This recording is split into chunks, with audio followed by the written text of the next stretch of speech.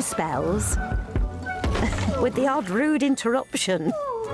Boxed Boilers sponsors the weather on GB News. Hello again and welcome to the latest update from the Met Office for GB News. Large parts of England and Wales have barely had a drop of rain so far this July, and it remains the case that it's going to be dry for most of us during the next couple of days. Cloud will come and go. It's not going to be entirely sunny, but where we do get some sunshine, another very warm day expected on Wednesday. High pressure still blocking weather systems from arriving, although a weak front is going to bring thicker cloud and some showery rain into the north of Scotland overnight. The cloud trickling down the North Sea coast to affect parts of eastern England, and thicker cloud always for Northern Ireland. Otherwise, clear spells for many and temperatures staying in large part in the teens, but in sheltered spots where we've got clear skies, those temperatures dipping into the single figures. Low humidities overnight, so a fresh feel, not so uncomfortable for sleeping compared with many nights so far this summer. And we start the day on Wednesday with actually fairly extensive cloud across Scotland, the thickest of which will bring persistent rain to the northwest Highlands and some showery rain elsewhere across northern Scotland. Thick cloud also for Northern Ireland, the odd spot of rain coming out of it. Eastern and northern England prone to cloud, but further south, plenty of blue skies once more through South Wales, central southern England, southwest England as well. Best of the sunshine through the morning. However, unlike previous days, the cloud that we find ourselves with further north during the morning, that drifts southwards. It thins and breaks, but I expect a bit more cloud around across central and southern parts of the country on Wednesday afternoon. Won't stop those temperatures from rising up to the high 20s in places, so a very warm day to come on Wednesday. Another cloudy start on Thursday by and large, but not much rain out of it, just the odd light shower into the east and the far north. Otherwise, sunshine breaking through once again. The highest temperatures likely across eastern and more southeastern parts. And what would you do with £60,000 cash? What would you do with a real gold bar? Well, both have to be won in our Golden Summer celebration. First, there's £60,000 in tax-free cash to bolster your bank account this year. Plus, we'll also give you a fine gold bar worth over £5,000. For a chance to win, text GOLD to 63225. One entry costs £2.50 plus one standard network rate message. Or text BONUS to 63225. 5 entries cost £5 plus one standard network rate message. Go to gbnews.com/win. Entry start at £2.50. Call 0903 686 3232. Calls cost £2.50 plus your network access charge. Or post your name and number to GB22 PO Box 8690 Derby DE1 9TT. UK only. Entrance must be 18 or over. Lines close at 4 p.m. on the 21st of August. This is a network giveaway. Entries will be pulled. Please check the closing time if listening or watching on demand. At GB News, we love to hear from you, our loyal community. So drop us a line at gbnews.com/yoursay. There you can talk to each other and also to the presenters live on air. gbnews.com/yoursay, because GB News is your channel, Britain's news channel. From the school run to the home run, watch a new show for all of Britain. So he can say whatever he wants. A straight talking show where all voices are heard.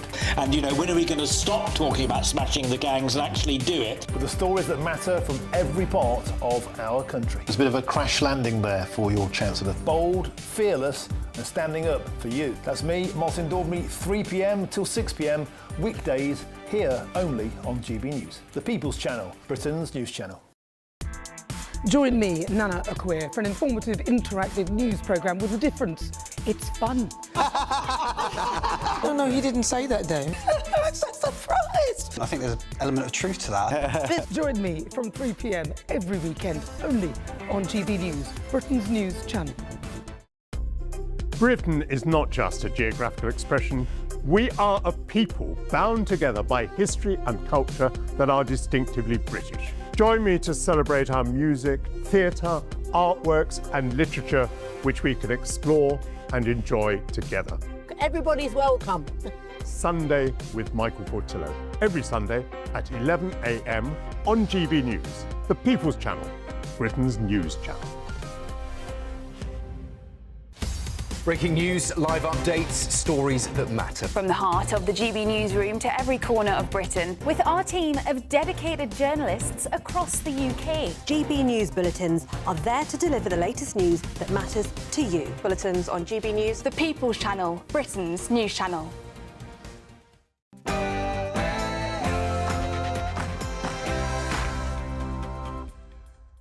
It's 9 p.m. I'm Patrick Christys. Tonight. Ready? Oh, Jeremy Corbyn! Oh, Jeremy Corbyn! That is your new Defence Secretary, everybody, and... I spoke to my family about it. I spoke to my ex-husband, who has been an incredibly supportive person, because he knows that all I've done is try and support my family. Big Ange is back on housing. At least Ed Miliband is taking not getting the Chancellor's job very well. Together we've got some big challenges, but to end, Andy, where you started. This is a powerful team that you've appointed. We are a team, we're a Labour government, and we will show that to the people together in the period ahead. I seem to remember Burnham promising this. Imagine good growth in every postcode and hope in every heart. We will change politics. Change and hope, a new party, free from sleaze and scandal. Oh yeah, well, that's just convicted fraudster Louise Haigh back in cabinet. There we go, magical, isn't it? In other news...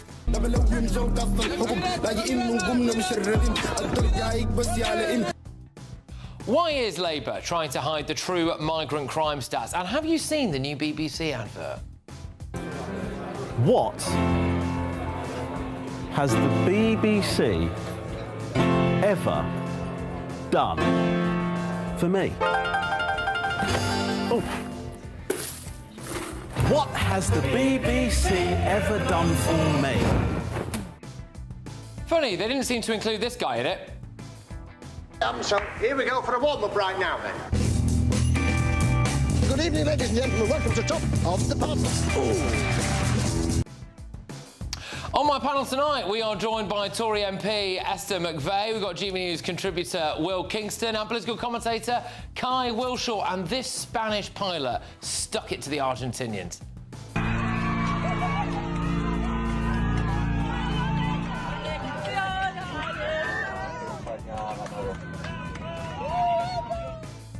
And what's going on here? My feet. Sit down! Sorry. Get ready, Britain. Here we go.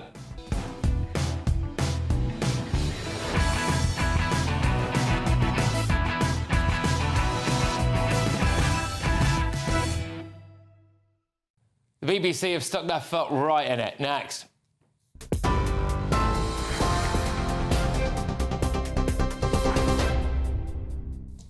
Good evening. Your headlines at 2 minutes past 9. 28-year-old Joshua Kerry has appeared in court today charged with the murder of Anne Widdecombe. The 78-year-old former MP and MEP died after she was hit on the head with a hammer 21 times at her home in Devon on the 8th of July. Kerry has been remanded in custody to appear at the Old Bailey later this year.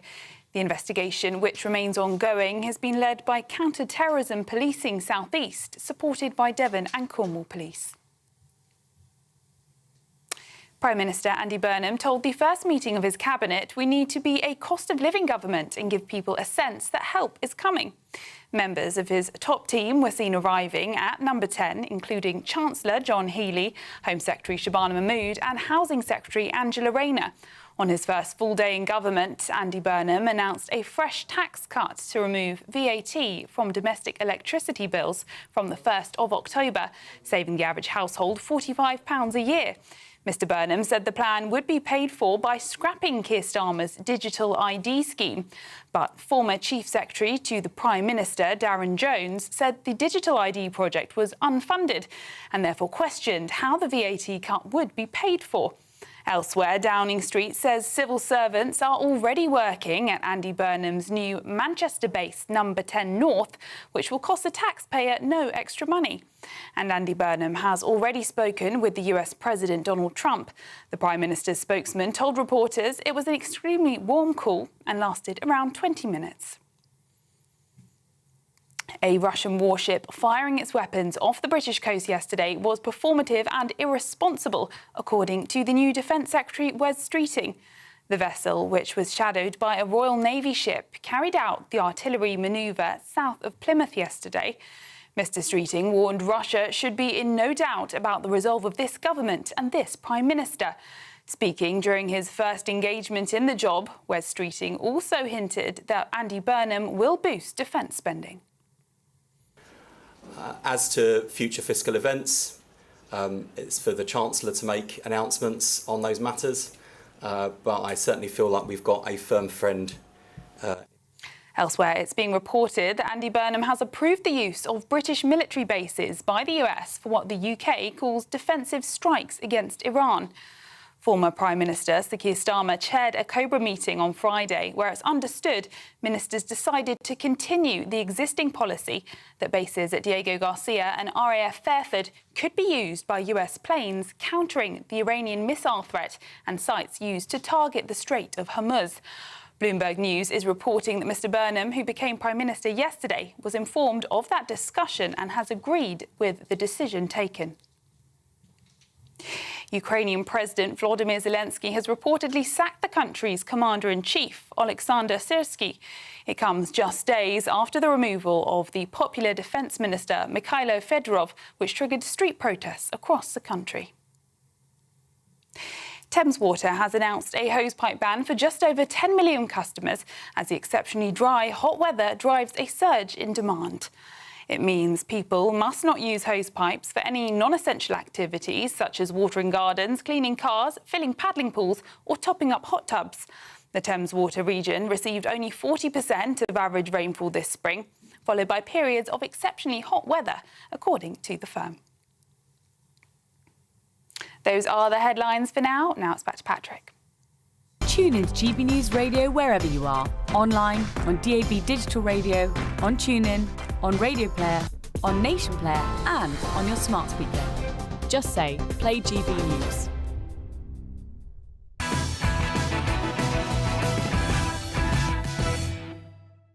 Good evening. Well, look, over the course of the show, we're going to be talking a lot about the cabinet, who's in, who's out, some pretty rogue choices there, and I imagine it'll be all over the front pages, so I thought I'd start the show with something a little bit different. The BBC has lost nearly 540,000 TV licence payers in a year. They are obviously absolutely bricking it, which is why they released a cack-handed self-promotion advert that has massively backfired. It starts like this. Well, it's a good question, Tracy, but you have got to ask, what has the BBC ever done for me? What has the BBC ever done for me? So here we go for a warm-up right now then. Good evening, ladies and gentlemen. Welcome to Top of the Pops. Oh, indeed, Jimmy. Yes. Anyway, carry on, Romesh. Sure, it's great if you're a fan of Ian Beale, or if The Traitors has any appeal. Who cares if they've raised $2.5 billion for charity? I like the honour about. Oh. What has the BBC ever done for me?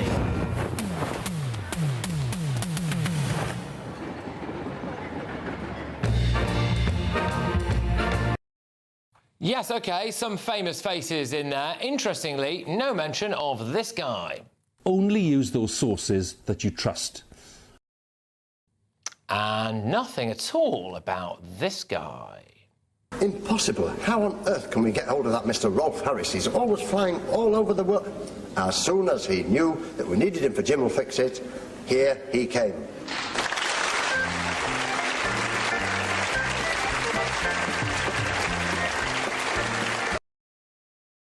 Anyway, let's carry on with the advert, shall we?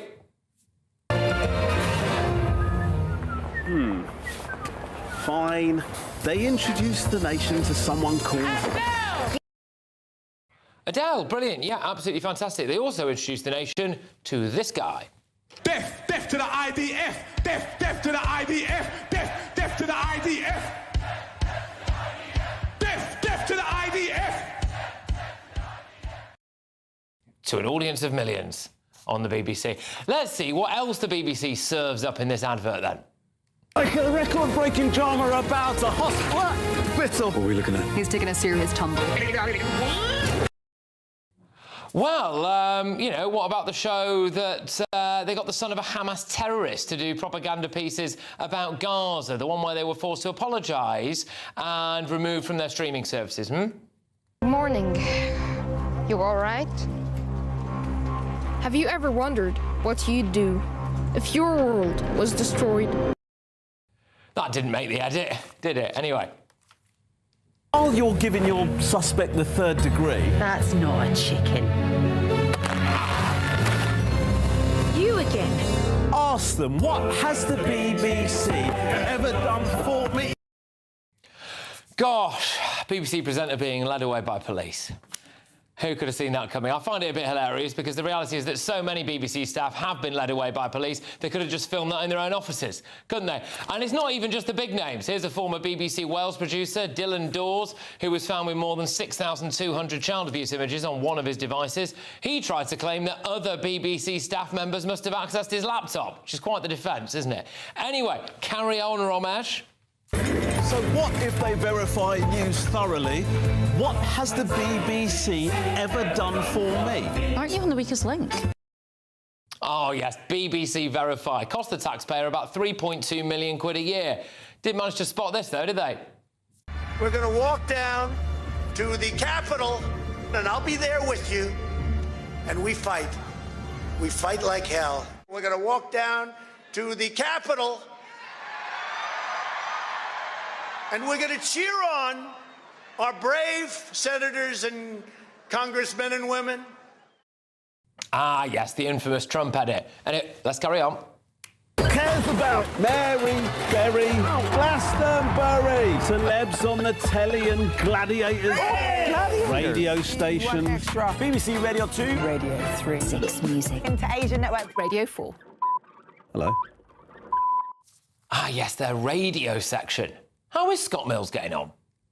Inspiring a love of nature in future generations. Inspiring a love of nature. Yeah, well, quite. I mean, Adam Britton, a zoologist who frequently collaborated with the BBC, pleaded guilty to 56 charges of bestiality and aggravated animal cruelty. But moving on to the rousing crescendo. I still can't see.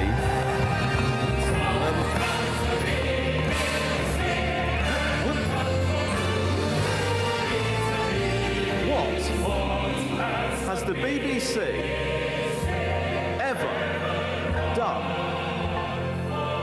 for me?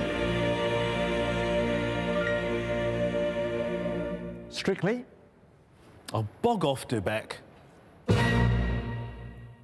Oh, yes, the scandal hit Strictly show, which has faced massive allegations of bullying and a toxic culture. And tonight I can reveal on GB News that the cash-strapped BBC is now employing 200 people with salaries of more than 178 grand a year, which is apparently a 13% increase on last year. In fact, their executive committee pay has reportedly gone up from £4.3 million a year to a whopping 5.04 million quid. Absolutely bonkers, isn't it? 4.3 million a year to 5.04 million a year.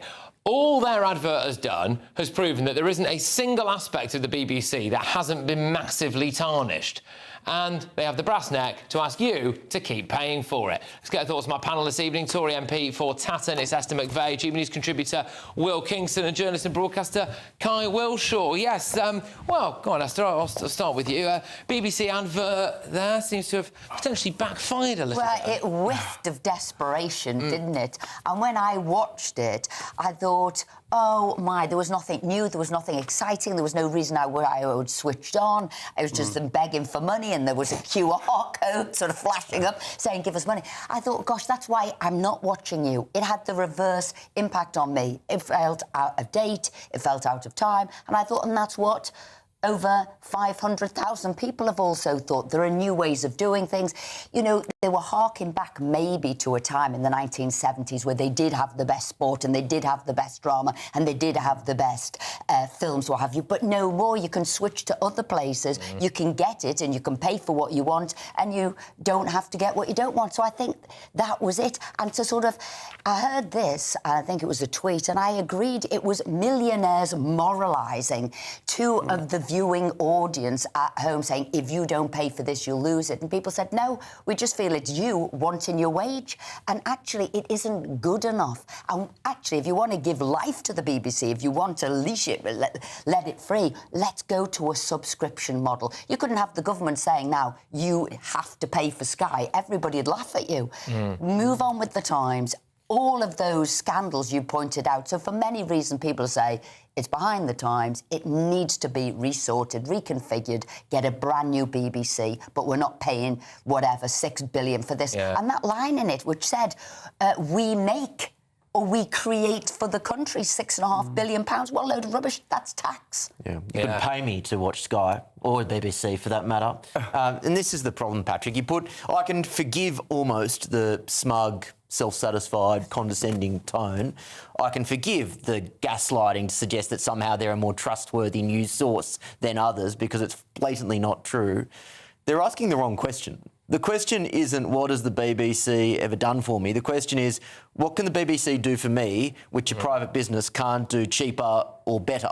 And the answer in 2026 is not much, right? Like, the fact of the matter is that there is no justification for a publicly funded broadcaster in 2026. It is a relic of the times when there may have been very limited access to information and entertainment, and so the government had to step in. And now we live in an age, to Esther's point, where there are almost limitless sources of both. Now, I know there is a nostalgic feeling for what was once a great British institution, but in a day and age where our fiscal position is stuffed, we don't have the luxury of paying money for an ideologically corrupted institution which puts out B-grade content. Well, and also I think is, put out quite a lot of content that seems to, promote this idea that, anything that Britain's done in the past is absolutely horrific and horrible. I wonder why they have so much guilt over that broadcasting house. I wonder where the guilt could come from, given some of the scandals that I've said there. But I don't know, for me, it was just like, look at what we've done for you at the BBC. So come on, part with loads of your cash, otherwise we'll lock you up. And it's like, well, hang on a minute, shouldn't the question be the opposite? What is it we can do, what is it we can do really more to kind of get your money off you in a way that you consent to? Yeah, it's a fair challenge, but it's modelled on that old advert that John Cleese fronted, right, that has David Attenborough and all the greats in there, and they clearly just wanted to sort of remind people of that with their new advert. But look, doesn't that remind you of the decline of the BBC, though, when you compare the... maybe a little bit. But look, Will, you know as well as I, some people just love to hate. And anything the BBC does, just like this advert, right, is going to rub people up the wrong way. And it does come at an important point. And frankly, the adverts worked. That's the one thing you left out of your mono, of course, Patrick, is that they've said that this actually led to more people buying their licence fee or paying up their licence fee, ponying up. We don't know how many, but look, clearly it worked. For some people, it'll rub them up the wrong way, but it's important because there's a charter review coming up, but also, as Will suggests, the BBC's in this period where it is batting up against Silicon Valley tech giants who can outspend it by 4 to 1 and more. And also, it still remains, whether you like it or not, 80% of Brits pay the licence fee. It still remains one of the crown jewels. It's a crown jewel of not only our soft power across the world, but also how people access information in this country. 94% of people in the country use it. Right? That's still an argument for trying to make it work. Only because it's got a complete domination online, locally, and that's why they are. But I think which bit now is really public service broadcasting? Which bit is excellence in documentary or on news or whatever? It doesn't have that anymore. It really does have to say, what is a BBC for 2026 going forward? It was more like, so whatery. So what about that programme? And so what? You want me to pay 180 quid? No, it needs needs to be modernised. And to Kai's schoolboy debating argument about the BBC somehow providing the UK with soft power, reruns of Fawlty Towers don't provide this country with any form of real tangible soft power that leads to benefits. We're not running the BBC in Pakistan and they're suddenly going to take their rapists back as a result of it. I'd like to see one example of where the BBC's soft power actually leads to tangible outcomes on the world stage, because I haven't seen it. But if you look at the fall of numbers, which you said over 500,000, it's something like 5.7 million aren't buying it anymore. Maximum 29 million, they're not. 3.7 million have got an excuse. They say we're genuinely not. But there's 2 million and more growing saying this isn't what we want anymore. And the BBC have obviously panicked. The new DG who's come in because the former DG and head of news had to go because of the scandals for what was known as systematic bias and also a complete failure within the organisation to have editorial control on what went on. And that's what the public have cottoned on to. And to his credit, the new head of the BBC has said that the licence fee model is out of date. Yeah, and look. There's a couple of things here, aren't there? Obviously, the commercial model needs to change. I think lots of people agree with that. I don't think any other commercial broadcasters or radio producers would hope that the BBC jumps into advertising, for instance. But maybe something like subscription, where people who access it from abroad, and the mad thing is that if you're a Brit in France, you can't access the BBC without a VPN. No, that really wound me up. That is nonsense, that right? That really wound me up when I was on a holiday. Yeah. And the World Cup was on, and I actually paid the licence fee in the end because they kept sending quite threatening letters to my door, and in the end I just thought, you know what, I don't know. I just thought, you know what, I'm just going to do it, right? I just didn't need that. I just didn't need that hassle. I was like, I didn't need the aggro. I thought about making some kind of petty stand or whatever, but I was like, actually, you know, I'm a father now. I can't do that. Think of the children's programming. What has the BBC ever done for us? I'm better than that nearly escaped my lips, and then I thought, no, I'm not really. But I just thought, look, I'll do it because I don't want to end up in court for something ridiculous. I've got enough on, right? So and I think that's why most people do it, by the way. But then I was in France on holiday, and I just wanted to watch England at the World Cup, and I couldn't do it. I couldn't go on the BBC. In the end, we were someone that we were with. We had to use a VPN to say that we were in Belgium because the French didn't want to show the game against Mexico, by the way. So there you go. It just shows how much. Serves you right for taking a holiday. Yeah. We had to use a VPN to go through Belgium to sign up to a Belgian sports channel to then link it up on the telly. And it's like, why? I've paid the BBC licence fee. I log in. You know it's me. Why can't I watch it abroad? Anyway, whatever. Right. A BBC spokesperson has said, for more than 100 years, the BBC has helped shape who we are as a country and how the world sees us. It is a priceless asset for the UK, which has never been more needed. And this film showcases the breadth of programme, services and value the BBC delivers, helping audiences across the UK understand its role and impact as we make the case for its future. And on the pay of the corporation's on-air stars, the BBC's Director General said last week, if you look at top talent pay above the 500k mark, that has fallen by about 50% over the last 7 years. If you look at all of our on-air presenter costs over the last 7 years, they've come down by about 20 million. And I think you'll see that downward trend continuing in the months to come. So many jokes here, but I just can't make them. Anyway, time now for the Great British Giveaway. It's loads of cash. You could use it to pay the licence fee if you want. Here's how you can be in it to win it.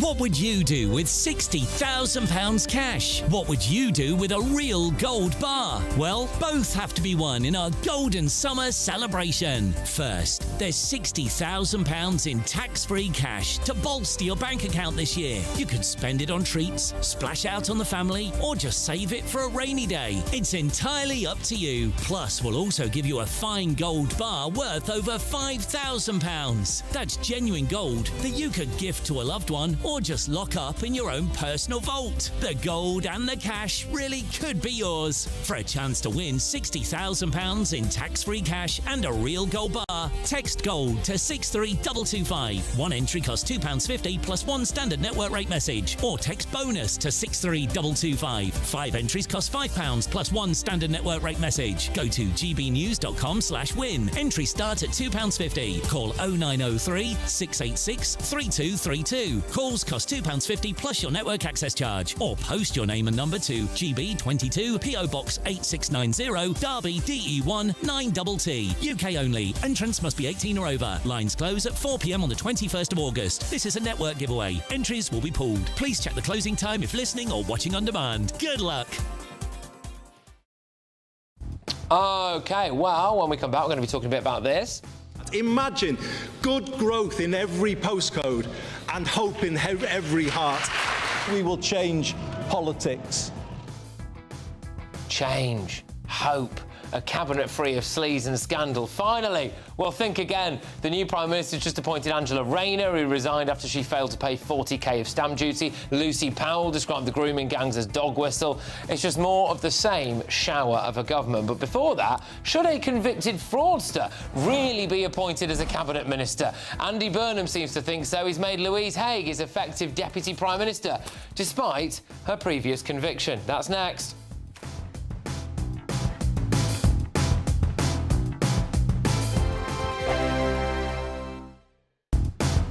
Do you trust what you're being told? Good, because neither do I.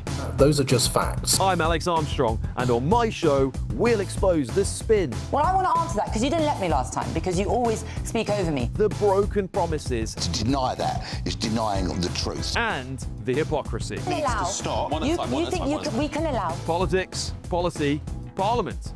Nothing is off limits. No sugarcoating, no fear of offence, just the truth laid bare. Tune in every Saturday and Sunday at 9 p.m. for Alex Armstrong Tonight, only on GB News, Britain's news channel.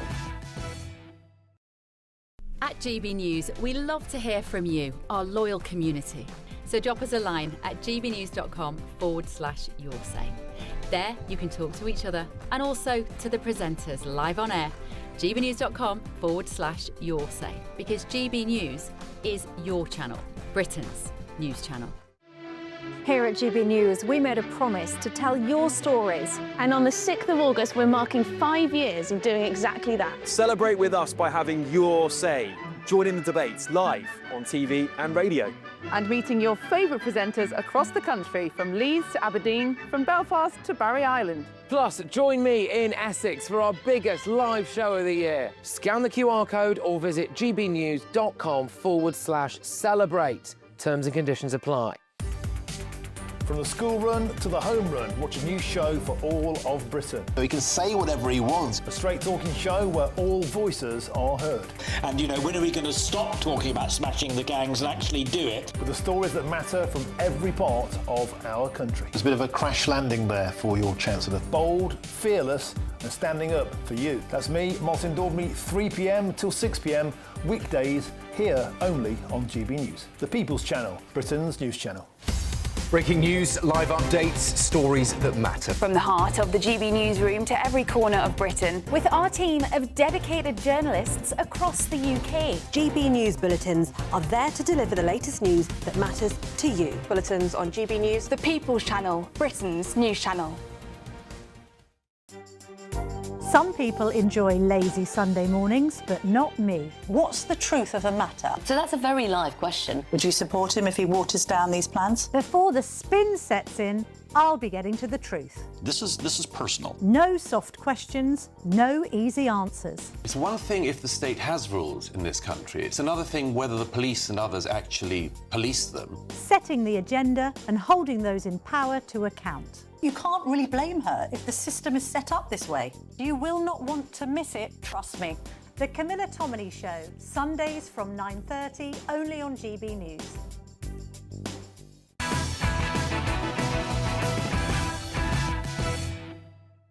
Welcome back to Patrick Christys, tonight only on GB News. It's time now for our head-to-head.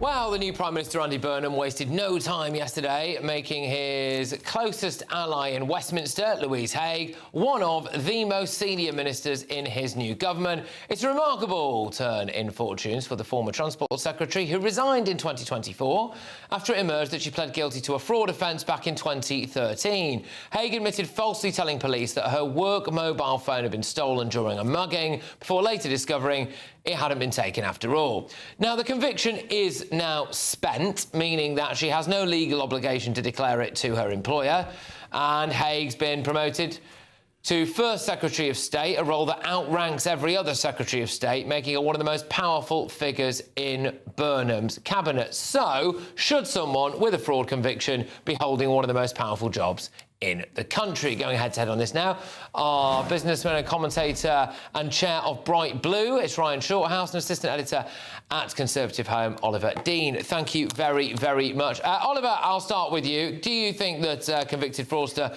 should be anywhere near high office then?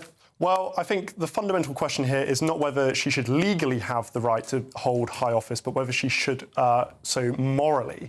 Now, I think we have to take our minds back to the time of Partygate, where Keir Starmer in the House of Commons proclaimed, and I quote, "Lawbreakers should not be lawmakers." That was the word of the former Prime Minister. That was the word of the Labour Party at the time, but it seems as though they've forgotten that. We've seen her, as you say, have this significantly high rank in the Cabinet Office. She is essentially Andy Burnham's enforcer, and I think it says a lot about how he intends to govern that he is having someone who has had this previous conviction in such a high position.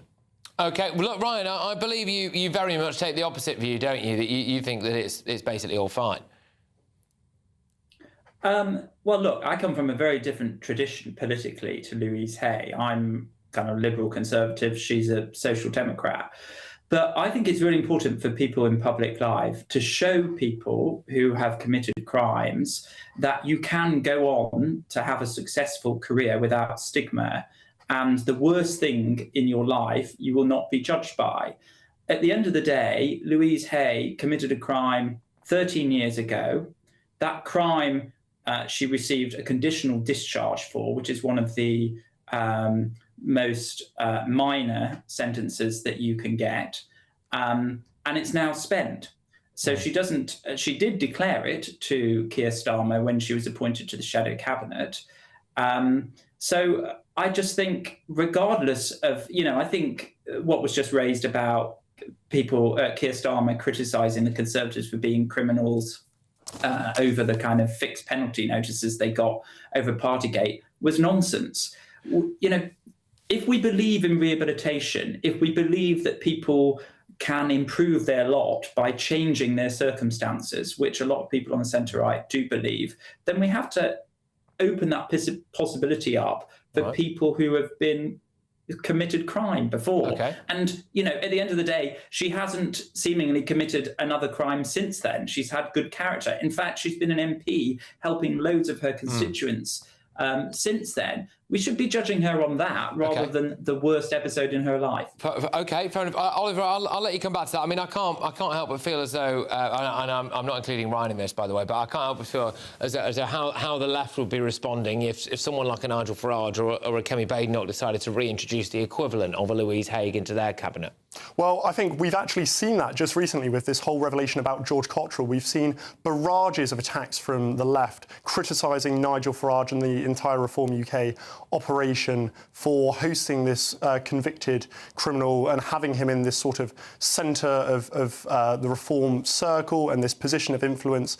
And yet whenever it comes back on them and they take Louise Haig and they put her in the cabinet, then suddenly all of those criticisms seem to disappear and they go rather quiet. But I think this is actually rather the perfect metaphor for Andy Burnham's entire style of governance. We've seen him come in as this sort of king of the north, this messiah who is going to save the Labour Party and save the country. And who does he appoint in his cabinet in the first few hours taking office? Well, he appoints someone who was convicted of fraud, this sort of snake oil salesman, if you like. And I think it's just the perfect metaphor to describe this sort of Andy Burnham's style of government, which is all slogans and all sound bites. But actually, when you look at the policy, I mean, we saw the policy about removing VAT on electricity bills earlier today, completely unfunded. All of these slogans and sound bites might work in speeches, but they don't actually work when it comes to policy. All right, now I just want to give the final word to Ryan. I suppose the specific thing about, look, you're absolutely right, it's a spent conviction, it was years ago, yeah, fine. I suppose the specific thing when it comes to fraud, though, is basically it's dishonesty, isn't it? And that, I think, is the big question for people. It's not like an unpaid parking ticket, it's not a speeding offence. You know, it's an offence where there's dishonesty at the heart of it. And so when you see someone like that in Cabinet, I suppose it's not great for the reputation, Ryan. You're right, it's a more serious offence, and there are regulated professions where, you know, if you commit a crime, it falls under the dishonesty principle, then it's much more difficult to get in. But it's not the case that somebody who has a spent conviction, who has acted dishonestly, cannot become a solicitor or a police officer. You know, the regulating body would look at the severity of their past crime, their character since then, and make a decision on whether they should be allowed to enter that profession. So it's not the case that people are banned if they have a spent conviction for this. It would be taken into account. But look, my problem is that, you know, I can think of lots of people, the guy from Top Boy, for example, in adolescence, Ashley, I forgot his second name, but he went to prison. He was in So Solid crew. When people talk about him, I don't say he's a convicted criminal and now a really successful actor. He's gone on to be a really successful actor. All right. Okay. Well, no, okay. but he's a really successful actor. We're a bit out of time. Okay, fair enough. We're a bit out of time. Also, I must say, my cultural references are slightly off there, so I don't know exactly who you're talking about. But I hope you were right about what you said about him. Anyway, right. Okay. That is the business commentator and chair of Bright Blue, Brian Shorthouse, the assistant editor at Conservative Home, Oliver Dean. Right, coming up. Imagine good growth in every postcode and hope in every heart. We will change politics. Wow, a bit more change for you. Jonathan Reynolds, who had to apologise for telling porkies about being a solicitor. Lucy Powell, who described grooming gangs as dog whistle. They're back in Cabinet. But before that... I spoke to my family about it. I spoke to my ex-husband, who has been incredibly... Big Ange back, managing housing. That's next. Be nice to escape the grey. Clear skies, here we come. As clear as our travel insurance. All Clear Travel Insurance sponsors GB News travel destinations forecast. Heavy rain will affect parts of Bulgaria and thunderstorms will pop up in a few places in Italy on Wednesday, but otherwise it's dry and sunny for many parts of Europe at the moment. Breezy once again for the Canaries and for Madeira. Iberia, light winds, temperatures inland up to the high 30s, widespread sunny skies. Here are those showers popping up across Italy. There's area of rain moving through parts of Greece into Bulgaria where it will be particularly heavy before drying up later this week. All Clear Travel Insurance sponsors GB News travel destinations forecast. Hello again and welcome to the latest update from the Met Office for GB News. Large parts of England and Wales have barely had a drop of rain so far this July, and it remains the case that it's going to be dry for most of us during the next couple of days. Cloud will come and go. It's not going to be entirely sunny, but where we do get some sunshine, another very warm day expected on Wednesday. High pressure still blocking weather systems from arriving, although a weak front is going to bring thicker cloud and some showery rain into the north of Scotland overnight. The cloud trickling down the North Sea coast to affect parts of eastern England, and thicker cloud always for Northern Ireland. Otherwise, clear spells for many and temperatures staying in large part in the teens, but in sheltered spots where we've got clear skies, those temperatures dipping into the single figures. Low humidities overnight, so a fresh feel, not so uncomfortable for sleeping compared with many nights so far this summer. And we start the day on Wednesday with actually fairly extensive cloud across Scotland, the thickest of which will bring persistent rain to the northwest Highlands and some showery rain elsewhere across northern Scotland. Thick cloud also for Northern Ireland, the odd spot of rain coming out of it. Eastern and northern England prone to cloud, but further south, plenty of blue skies once more through South Wales, central southern England, southwest England as well. Best of the sunshine through the morning. However, unlike previous days, the cloud that we find ourselves with further north during the morning, that drifts southwards. It thins and breaks, but I expect a bit more cloud around across central and southern parts of the country on Wednesday afternoon. Won't stop those temperatures from rising up to the high 20s in places, so a very warm day to come on Wednesday. Another cloudy start on Thursday by and large, but not much rain out of it, just the odd light shower into the east and the far north. Otherwise, sunshine breaking through once again. The highest temperatures likely across eastern and more southeastern parts, and, well, very similar conditions on Friday, but a bit more changeable into the weekend. Mostly, outbreaks of rain will affect northern parts of the country. You want to know what's really going on in the corridors of power? Labour don't know what to do with you half the time, and that makes you quite lethal in the chamber. Get behind the headlines with Chopper's political podcast. Join me, Christopher Hope, as I sit down with the great and the good of British politics. We'll see where this ruling takes us. These are the stories shaping our nation. Chopper's political podcast, available now on all platforms. Listen in and stay ahead. I've been in Westminster for a long time, but I know that though power may be here, its effect on people's lives is across the whole of the country. We may be where rules are made, but it's where they're implemented that matters. Join me, Jacob Rees-Mogg, for forthright and frank discussion on where Britain has come from, where it's going, and where it will end up. That's State of the Nation, Monday to Thursday, 8 to 9 o'clock. Vox Populi, Vox Dei.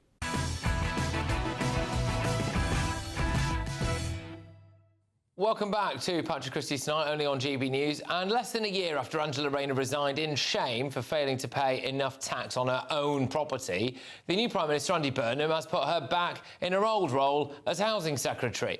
Although HMRC found no deliberate wrongdoing or avoidance, the former Deputy Prime Minister left government last September after it was revealed she'd failed to pay a staggering 40,000 quid in stamp duty.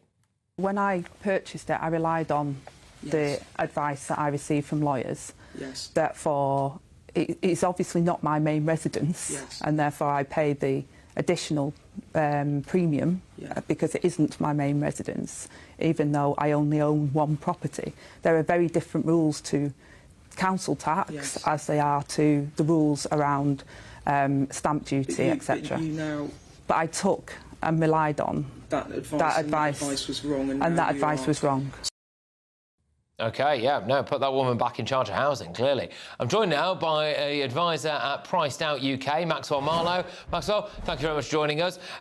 So, yeah, I mean, what do you make of this? I mean, again, it's not really much of a change for Andy Burnham, is it, this? Not particularly, no. I mean, she's a union lovey, so that's probably why she's been catapulted back to the top of the pile, really. Patrick, but I mean, look, she works down the road from me at the Adam Smith Institute in MHCLG, and you know, she didn't do a particularly good job when she was in charge of housing. I mean, she was saddled with this 1.5 million homes targets to reach the end of the Parliament. There isn't a cat's chance in the proverbial of getting to that now. Planning reform was basically stalled. The construction sector seems to be falling down on its knees. And I think they're about to nationalise one of the big house builders. So now she'll be in charge of a house building company as well. I think it's all going to end in tears, to be honest, Patrick. Well, quite. And you make a good point. I mean, there is, of course, just a basic issue there about the whole stamp duty thing. But house building actually fell under her previous tenure as the Housing Secretary. And now she's in charge, supposedly, of the largest council house building programme ever. Yes, exactly. I mean, people at home may struggle to realise how complex our planning system is, how complex, you know, the construction sector is, how expensive it is to get anything built in this country. You know, so now she is in charge of this incredibly complicated programme, which is probably going to cost councils tens of billions of pounds and put up your taxes, you know, to pay for it. And she's going to be running the thing. I think it's going to be really, really difficult. We talk about the council, the stamp duty thing as well, Patrick. I mean, sure, she was cleared by HMRC. She paid what was left over. Where did the money come from for this? I mean, Nigel Farage gets in all sorts of trouble for, for donations and whatever else. I think she used the trust left to her disabled son to pay for this holiday home. I'm not sure about the morality around that one, to be honest. Well, look, I mean, obviously she is adamant that, you know, nothing wrong happened there or anything along those lines. But for me, as well, just zooming out a little bit, Maxwell, and it kind of links back to what we were talking about Louise Haigh there previously, which is the capacity of the left to forgive themselves whilst not being willing to forgive anyone who disagrees with them. So, yeah, Louise Haigh, Angela Rayner now. I mean, almost immediately after the Angela Rayner scandal, before she'd even been cleared by HMRC, Wes Streeting was stood up at Labour conference going, we need Angela back. We need her back. They would never be saying this about anyone else that they disagreed with. I know, exactly. You point to so many different examples of this. I mean, look how Nadeem Zahawi was treated and still is treated.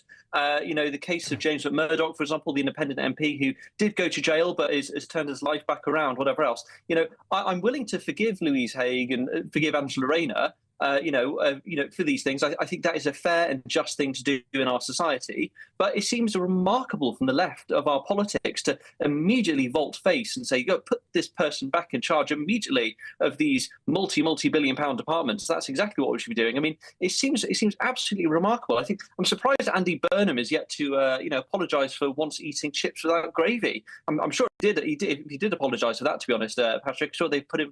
They'd forgive him immediately and make him king of the North forever. I think it's an amazing moral hazard they get themselves into over this, and I think it fundamentally shames us as a country. Well, I mean, we're going to talk about this a bit more at 10 p.m. when we whiz our way through more people in the cabinet. But, yeah, again, Andy Burnham said he wanted to make use of the strength and depth of this Labour Party, and then he's just rehashed all of the old faces, hasn't he, and put them, in some cases, back in their old departments as well. It's a remarkable situation we find ourselves in. But, Maxwell, thank you. Always an absolute pleasure. Maxwell Marlowe there, who is at the Adam Smith Institute as well as an advisor at Priced Out UK. Look, the other big question for me there is who's going to live in these council houses? But, again, more on that later. Coming up. Imagine good growth in every postcode and hope in every heart. We will change politics. Yeah, I'm sticking with this theme of change and hope. We've got Jonathan Reynolds, who has hope for him, isn't there, after he had to apologise for telling porkies about being a solicitor. He's back in charge of business. Lucy Powell described grooming gangs as a dog whistle. She's now got a big role in government. It's just more of the same shower. But before that, he's got no military experience. Follows in the footsteps of veterans who served in Iraq, Afghanistan and Northern Ireland. Is Wes Streeting really the right man to be Defence Secretary? It's next. GB News Breakfast, every day from 6 a.m. What do you think about where we're going to get our future athletes and our Olympians from when we're telling our children, oh, you can't go out and partake in sports today because it's a bit hot? It really worries me. We have a generation that spend their life being very inactive, an awful lot of time on mobile telephones, coming up with every excuse as to not to move and not to be moving. Sport in schools is where we can catch every kid. And the kids that will lose out are the kids that come from areas of deprivation, because the parents that can afford to make sure their children do sport will still do that. But the parents that can't afford, sadly, will miss out. So it's really important that our kids, do enough physical activity, lay down these habits, understand about how their body works and nutrition and food and looking after themselves and health. We have a health crisis. It's really important we start early. The People's Channel. This is GB News, Britain's news channel. GB News entertainment editor Alex Davies joins us now. What a woman, what a voice, what an incredible life. What more can you tell us? Yeah, like you said, she's a singer whose songs have transcended generations, really. Everybody knows Total Eclipse of the Heart. Everybody knows Holding Out for a Hero. She's been awarded an MBE. She represented the UK at Eurovision. And it's just very sad. Tributes have already started to pour in from across the showbiz world and just fans in general, This is somebody who's, like I said, transcended generations with her music and will continue to do so posthumously. Well, thanks so much. I met her just once in a green room. She was an absolute delight, and even speaking, she had that great rasping voice. Oh, what an incredible voice. Incredible voice. GB News, the People's Channel. Britain's newsroom, weekday mornings from 9:30. So you go along to the car showroom and only like 10%, at most maybe 15%, pay cash. The rest buy on some form of financing. And you often buy, it's a bit like a mortgage, and it's like buying a mortgage from the estate agent, which we all know is a terribly bad idea. Yeah. But this is what people did. And the deal is, The scandal is the guys in the showroom were acting as dealers and brokers, and they were in many cases inflating the interest rate that you paid so that they could get bigger commission. And they didn't declare that. So you basically ended up paying more for your car than you would otherwise have done if you'd gone into the open market and found yourself, a better deal. How did that come to light? Well, over many years. I mean, this has been going on since 2007. GB News, the People's Channel.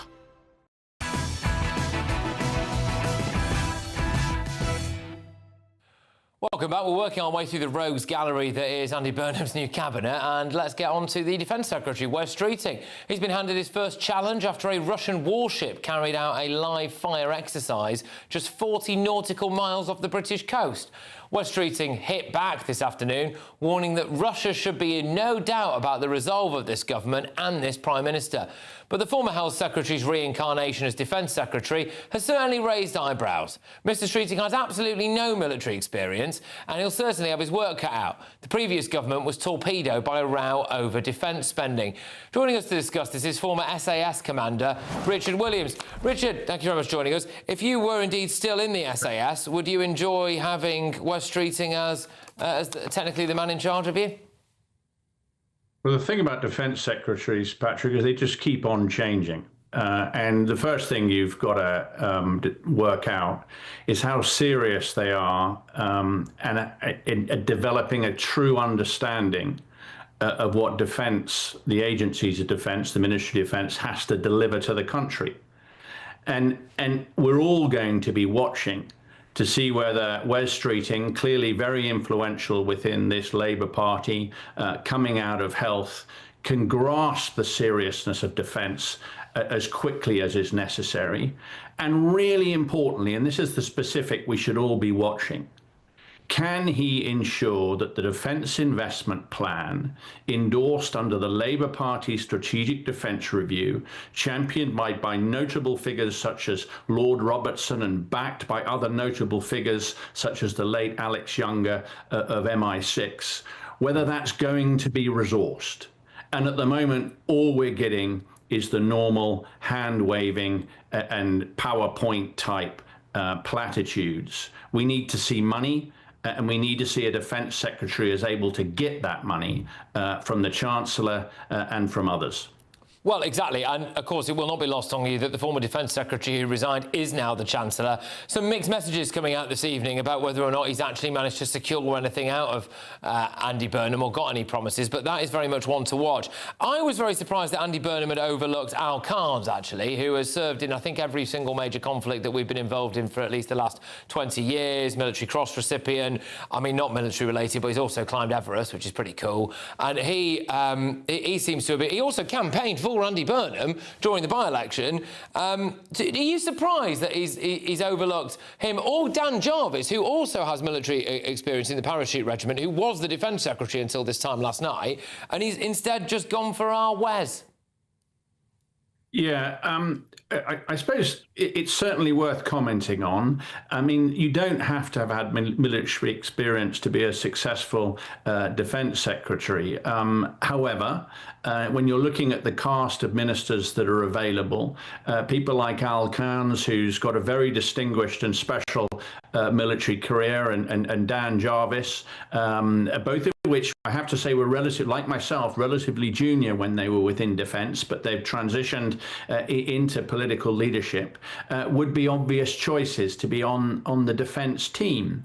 And it is slightly surprising that nowhere in the defence team do we see Carnes and Jarvis at this moment. It may, of course, be down to the fact that Carnes took a strong view, finally, on both defence investment and on the Northern Ireland Trouble Bill. And that second piece is most important.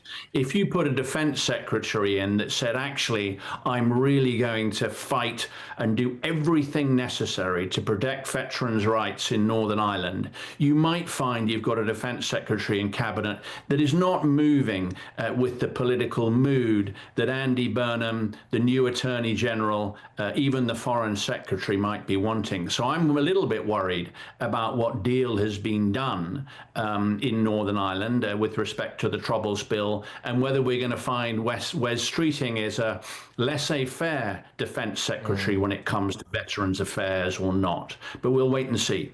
We'll wait and see. Richard, it's fascinating stuff, that. And again, there's so many unanswered questions. What is such a big brief, especially at this particular moment in time? And this was all the news. It was dominating the news, you know, a couple of months back now, or whenever it was, a month or so ago, when those resignations happened. It was all about how important defence is. And then you're looking at it and you're thinking, well, the former defence guy's gone over to the Chancellor.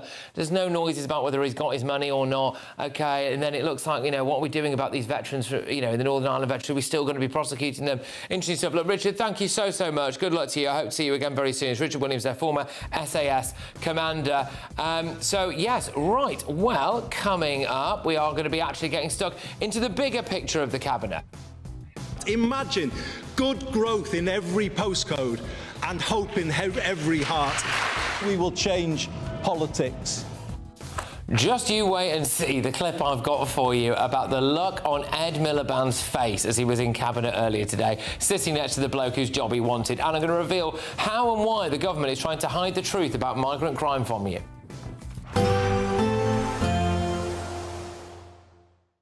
Expect warm spells with the odd rude interruption. Box Boilers sponsors the weather on GB News. Hello again and welcome to the latest update from the Met Office for GB News. Large parts of England and Wales have barely had a drop of rain so far this July, and it remains the case that it's going to be dry for most of us during the next couple of days. Cloud will come and go. It's not going to be entirely sunny, but where we do get some sunshine, another very warm day expected on Wednesday. High pressure still blocking weather systems from arriving, although a weak front is going to bring thicker cloud and some showery rain into the north of Scotland overnight. The cloud trickling down the North Sea coast to affect parts of eastern England, and thicker cloud always for Northern Ireland. Otherwise, clear spells for many and temperatures staying in large part in the teens, but in sheltered spots where we've got clear skies, those temperatures dipping into the single figures. Low humidities overnight, so a fresh feel, not so uncomfortable for sleeping compared with many nights so far this summer. And we start the day on Wednesday with actually fairly extensive cloud across Scotland, the thickest of which will bring persistent rain to the northwest Highlands and some showery rain elsewhere across northern Scotland. Thick cloud also for Northern Ireland, the odd spot of rain coming out of it.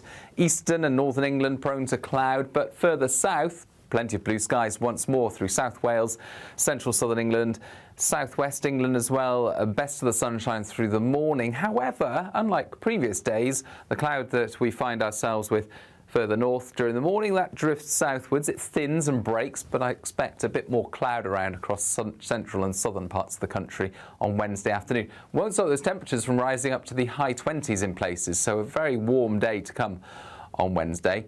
Another cloudy start on Thursday by and large, but not much rain out of it, just the odd light shower into the east and the far north. Otherwise, sunshine breaking through once again. The highest temperatures likely across eastern and more southeastern parts, and, well, very similar conditions on Friday, but a bit more changeable into the weekend. Mostly outbreaks of rain will affect northern parts of the country. Expect warm spells with the odd rude interruption. Box Boilers sponsors the weather on GB News.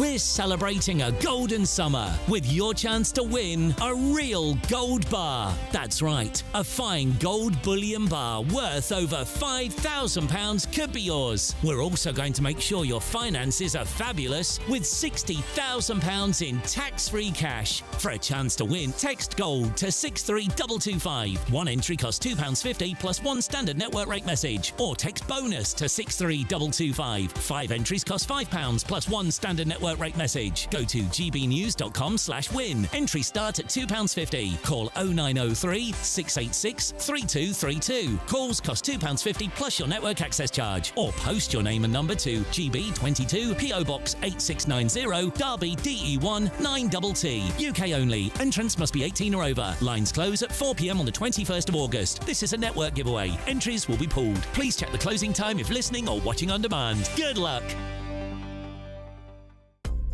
Britain is not just a geographical expression. We are a people bound together by history and culture that are distinctively British. Join me to celebrate our music, theatre, artworks and literature, which we can explore and enjoy together. Everybody's welcome. Sunday with Michael Portillo, every Sunday at 11 a.m. on GB News, the People's Channel, Britain's news channel. Join me, Nana Akwe, for an informative, interactive news programme with a difference. It's fun. No, he didn't say that, Dave. I'm so surprised. I think there's an element of truth to that. Join me from 3 p.m. every weekend, only on GB News, Britain's news channel. Welcome to Free Speech Nation with me, Josh Howard. This is the show where each week we see what's happening in the world of culture, current affairs and politics. First we'll say, welcome to the UK. Oh, thank you. And we're not afraid to use our free speech so that you can use yours. It's not controversial in the slightest to anyone who hasn't lost their mind. Free Speech Nation, Sunday nights at 7 p.m. Only on GB News, the People's Channel, Britain's news channel. 5 hosts, 5 opinions, 5 fearless debates, 5 unfiltered takes on the day's news. 5 reasons not to be anywhere else on Saturday night. This is the Saturday 5. You got me. You got me good there. Britain's biggest Saturday night TV show. It's not a bad brand. Yeah. Uncensored. Very, very racy tonight on the unpredictable. What did she say? Can you translate it for us? And always entertaining. And how can a country go from being led by William Wallace Saturday nights from 6 p.m. only on GB News, the People's Channel, Britain's news channel. You're going to want to stay tuned, trust me.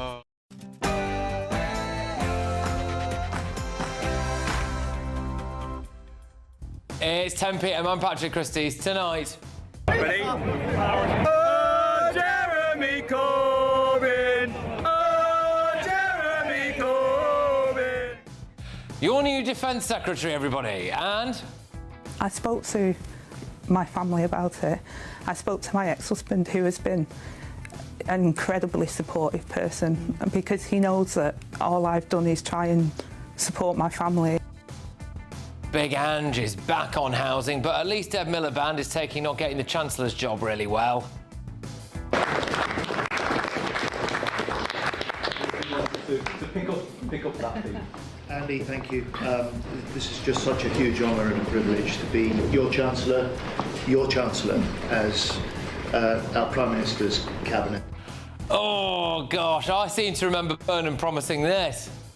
Imagine good growth in every postcode and hope in every heart. We will change politics. Hope, change, a new party free from sleaze and scandal. Oh yeah, OK, here comes convicted fraudster Louise Haigh back in cabinet. Magical, isn't it? But in other news...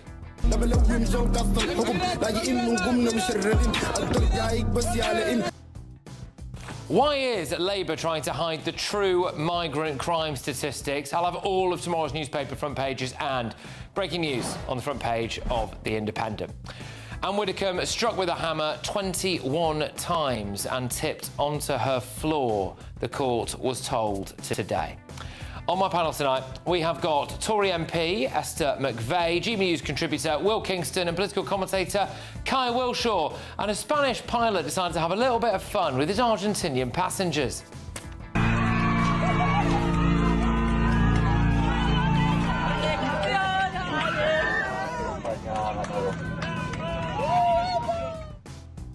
And what's going on here? I think... Sit down! Sorry. Get ready, Britain. Here we go.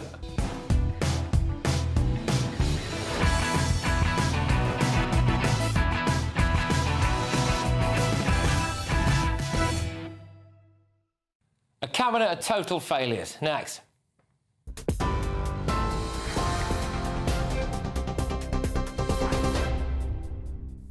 Good evening. Your headlines at 2 minutes past 10. Anne Widdecombe died after being hit on the head with a hammer 21 times, prosecutors told the Westminster Magistrates Court today. 28-year-old Joshua Kerry appeared in court a day after being charged over the killing of the 78-year-old former MP and MEP at her home in Devon. Kerry has been remanded in custody to appear at the Old Bailey later this year. The investigation, which remains ongoing, has been led by Counter-Terrorism Policing South East and supported by Devon and Cornwall Police. Prime Minister Andy Burnham told the first meeting of his cabinet, "We need to be a cost-of-living government and give people a sense that help is coming." Members of his top team were seen arriving at number 10, including Chancellor John Healey, Home Secretary Shabana Mahmood and Housing Secretary Angela Rayner. On his first full day in government, Andy Burnham announced a fresh tax cut to remove VAT from domestic electricity bills, saving the average household £45 a year. Mr Burnham said the plan would be paid for by scrapping Keir Starmer's digital ID scheme. But former Chief Secretary to the Prime Minister, Darren Jones, said the digital ID project was unfunded and questioned how the VAT cut would be paid for. Elsewhere, Downing Street says civil servants are already working at Andy Burnham's new Manchester-based number 10 North, which will cost taxpayers no extra money. And Andy Burnham has already spoken with the US President Donald Trump. The Prime Minister's spokesman told reporters it was an extremely warm call and lasted around 20 minutes. The new Defence Secretary, Wes Streeting, has hinted that Andy Burnham will boost defence spending. Speaking during his first engagement in the job, Mr Streeting faced questions over whether tax rises might be levied to pay for extra defence spending. As to future fiscal events, it's for the Chancellor to make announcements on those matters, but I certainly feel like we've got a firm friend in his. Elsewhere, it's being reported that Andy Burnham has approved the use of British military bases by the US for what the UK calls defensive strikes against Iran. Bloomberg News is reporting that Mr Burnham, who became Prime Minister yesterday, agreed with the decision already taken by the government to allow the use of Diego Garcia and RAF Fairford. Ukrainian President Volodymyr Zelensky has sacked the country's Commander-in-Chief, Oleksandr Syrsky. The Ukrainian president has now appointed Mikhailo Drapachy to replace him. It comes just days after the removal of the popular defence minister Mikhailo Fedorov, which triggered street protests across the country. Donald Trump has reportedly refused to intervene to prevent Andrew Tate and his brother from being extradited to Britain, despite pressure from figures in his inner circle.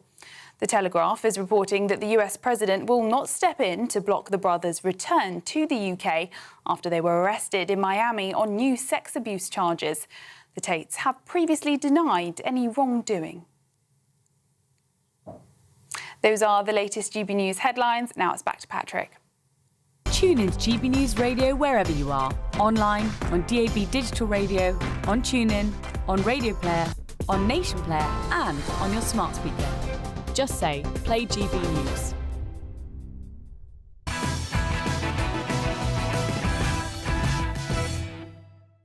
Good evening. Andy Burnham's cabinet is an absolute calamity circus. What were the big things that Andy Burnham promised? We can be that party, the party that puts more power in people's hands, drives good growth in every postcode and puts hope in every heart. That's my mission as your new leader, to bring back hope. We will change politics to make it more collaborative, more about problem solving than point scoring. Change, hope, a changed Labour Party, hope, hope. So he's appointed a convicted fraudster to a cabinet position, Louise Haigh, brilliant, great star. Then back comes Angela Rayner as Housing Secretary. She'll be in charge of the largest council house building programme in history, apparently. She had to quit, or was sacked, because she failed to pay £40,000 stamp duty on a lovely little seaside flat in Hove. And when she was Housing Secretary, the number of new homes being built in England actually went down. So Andy's off to a flyer here, isn't he?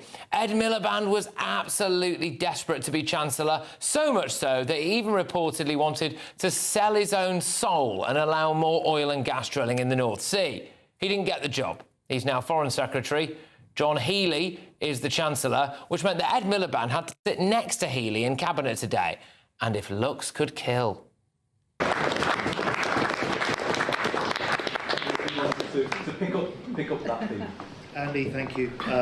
This is just such a huge honour and a privilege to be your Chancellor as our Prime Minister's Cabinet. Oof. And I want you to bear in mind that as Foreign Secretary, this man... Well, honestly, I was speechless when I woke up to your voice. Now you told me how you'd been feeling. Let's look at... is now in charge of MI6. Remarkable, isn't it? I mean, who has replaced Ed Miliband? Miata Fanbula, who is apparently even more hardline on net zero than he is. And she didn't do herself any favours by somehow managing to get lost on her way out of Downing Street last night. We have Dame Angela Eagle and Miata Fanbula, who is the new Energy and Net Security. Will you come over, these leading ministers in the Cabinet? Will you come and say hello to Newsnight? Are you delighted with your jobs? We're delighted. I have to say we have a veteran and we have one of the high flyers of the Labour Party, Miata Fanbula, and there they are. They walk out the wrong way. If I'm allowed to say, Vic, obviously happy. There you go, off they go, finding their... It all bodes very well, doesn't it? It all bodes very well. Burnham has reappointed failed Business Secretary Jonathan Reynolds back to being the Business Secretary. This is a bloke who had to apologise after falsely claiming that he was a qualified solicitor, when actually he's just nothing of the sort. It's come to my attention that in a speech I gave on the 28th of April 2014, recorded in column 614 of Hansard on the subject of high-speed rail, I made a reference to my experience of using our local transport system in Greater Manchester when I worked as a solicitor in Manchester city centre. I should have made clear that specifically, Madam Deputy Speaker, that was a reference at the time to being a trainee solicitor. This was an inadvertent error, and although this speech was over a decade ago, as it has been brought to my attention, I would like to formally correct the record, and I seek your advice on doing so. Yeah. Now Yvette Cooper is Health Secretary. Brilliant. Another person who doesn't seem to know what a woman is. Well, presumably can say, yeah, I'm very confident what a woman is. Yeah, but it's like, I don't know, I just wonder if we get into rabbit holes on this. Why are we all kind of getting ourselves tangled up? Well, I think it's because a lot of people listening would say, well, I know what a woman is, it's really straightforward. And then it feels that politicians start to get themselves into rabbit holes about this. Yeah, as you can see, I'm avoiding going down a rabbit hole because I just think this is pointless. So do you know then or not? It doesn't sound like it. Anyway, Burnham has put Lucy Powell as Education Secretary, which is good news for people who despise the spiteful class warrior that is Bridget Phillipson. But here's, of course, this Lucy Powell. I don't know whether you saw the documentary on Channel 4 about rape gangs over No, this. we want to blow that little trumpet now, do we? Yeah, okay. There was a real issue. Let's get that dog whistle out, shall we? Yeah. Yeah, she was forced to apologise for saying that she thinks that the rape gang issue is just a little kind of racist dog whistle. Nice. Oh, and Wes Streeting is now Defence Secretary. So Burnham overlooked the current Defence Secretary, Dan Jarvis, who served in the military as an officer in the Parachute Regiment. He also overlooked Al Carnes, who was a Royal Marine, I believe, won the Military Cross, has served in every major conflict for roughly the last 20 years. And he's replaced him with... Ready? Oh, Jeremy Corbyn! Oh, Jeremy Corbyn! Yeah, I mean, that just makes sense, doesn't it? That just makes absolute sense. Burnham promised change and hope, but his cabinet is just full of the most failed, talentless losers that we had before. I mean, it's just ridiculous, isn't it, really? Anyway, the breaking news tonight, just when you thought this shower of a government couldn't get any worse, a video has now emerged tonight of Wes Streeting and Shabana Mahmood joking about Labour's early release scheme. How are you? No, he's the enemy now, isn't he? No, he's not.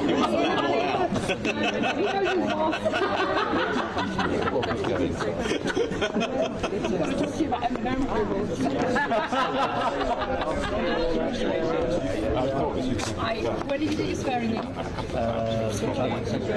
tell me when it is. Come around at 1 o'clock. Yeah, we'll play that for you again in a little bit. You would have probably had to read the subtitles on that one, but they were essentially laughing and joking about allowing people out of prison early, and it comes as, also breaking tonight, 2 of the killers of PC Andrew Harper are set to be released early under Labour's plans to tackle the prison crisis. That is according to the Daily Telegraph. Albert Bowers and Jessie Cole, who were jailed for 13 years in 2020 for the manslaughter of PC Harper, they were in a car that dragged the police officer for more than a mile along country roads when his ankles got caught in a tow rope loop. His mother, Debbie Adlam, was told by the Ministry of Justice that they had had their sentences cut.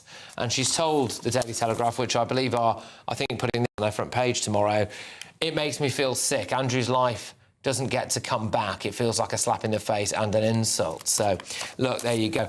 Let's get the thoughts of my panel. We've got a Conservative MP for Tatton, it's Esther McVeigh. We've got GB News contributor Will Kingston and journalist and broadcaster Kai Wilshaw. Right, Esther, OK, just let's deal with the broader picture first here. The actual quality or lack of in this cabinet for a bloke who promised change and hope. Yeah, well, there were two things he did, and I think he's storing himself up a lot of problems. He purged ministers who were loyal to Starmer, and then he brought back failed and disgraced ministers who were in Starmer's cabinet. And the reason I'll point out a couple of things. One, just because somebody's loyal to a prime minister, that shouldn't be a reason to get rid of them, because actually you need people loyal to a prime minister. Now, don't get me wrong, there'll be lots of cheers that David Lammy went. Oh, yeah. Right? So there were people that he got rid of who we needed to get rid of, who weren't up to the job. But as he found out today from Darren Jones, who was up to the job and was very able, he got rid of him. He knew what was going on. Burnham announces a policy today, gets all his figures wrong on this reduction in energy prices. So we've got an issue bubbling up there. But to bring back people like Angela Rayner, right, to bring back people like Louise Haigh, I mean, neither of them were good at their jobs, and they're disgraced too. So what was the point of bringing them back? Now, I think Alex Norris, who's come in instead of David Lammy, I think he's a good guy. Well, anything would be an improvement. Anything would have been an improvement. A vegetable would be an improvement. But to put people into cabinet, which I think is insulting, who've only been in Parliament for 2 years, they cannot do the job. You've got a chief whip who's been in Parliament for 2 years, Annalise Midgley, and you've brought in Mia Van Bula, who's only been an MP for 2 years, who is sort of left of Corbyn and also more net zero than Ed Miliband. So I think there's a problem there. And equally, Ed Miliband should never have been made Foreign Secretary. It's not a compensation post because you didn't get Chancellor. And equally, the Trump administration not only thinks he's terrible with his net zero policies, they think he's dangerous. They don't like either of the Miliband brothers. Ed Miliband, dangerous, and David Miliband is a Hillary Clinton fan and acolyte. So I think there are a lot of mistakes in this cabinet reshuffle. Will? Patrick, this cabinet doesn't scrape the bottom of the barrel. It's not below the bottom of the barrel. It doesn't deserve to be mentioned in the same sentence as barrels. It is, we've talked about for some time the rise of the career politician and the relative decline of people with actual real-world experience, but this is the sad culmination of that trend. Settle in, I'm going to give you all, and there's 28 cabinet ministers. There we go. Settle in, I'm going to give you the full sum total of all of their private sector experience for all 28. Louise Haigh, 3 years as a middle manager in Aviva, that ended with a fraud conviction. Andy Burnham, 3 years in a small publishing business straight out of university, and that's it. No, it's not. 6 years of private sector experience. It's not, is it? 6 years of private sector experience, and that is it out of a cabinet of 28 ministers. Well, now, this is like absolutely unacceptable in a time and environment where we need to grow an economy, and these people can't read a balance sheet. We need to do better, and we need to get better people in politics. This is not good enough. Well, come on, Kai, you were quite exercised by that. Well, just two examples of where your facts just aren't right. Wes Streeting spent a year in PwC and Lucy Powell spent 3 years in a public affairs firm. Those are private companies, Will. But, of course, don't let facts get in the way of a good story. I'll increase it up to 10 years then. 10 years of private sector experience, the 28 cabinet ministers. The fact that you couldn't even get that wrong, Will, suggests that there might be others. 1 year at PwC, the grad program for Wes Streeting. I apologise. I'm sure that'll really help in the defence portfolio where there's no defence experience, Guy. Yeah. This is an insult insult to the voters of this country. No. What this is pathetic nonsense. And you know why? It's because the right is running scared, isn't it? You're scared of what we've seen in this appointment. You've seen a credible Chancellor with serious experience. He was at the Treasury many years ago. He's coming back. Mahmood is coming back to finish the job. Rayner, Cooper, McFadden are all coming in, serious briefs to get serious priorities sorted, things like council, housing, social care, and sorting the welfare bill, right? All you could do was pick up a few people misspeaking, missteps, people changing their mind, people not being able to find their way out of 10 Downing Street. You're running scared, Patrick. Admit it. OK, well, I'm not going to admit it because I'm absolutely not running scared of any of them. But the best appointment was John Heatley, so I'll give you that, absolutely. So he had got experience before, but he's also been set up, I think, maybe, and he's got to watch it out this to fail, because he needs to find money for the defence, and he's got to balance up welfare and defence. Now, how are you going to do it? Because I think you'll find Burnham will always duck out of the way.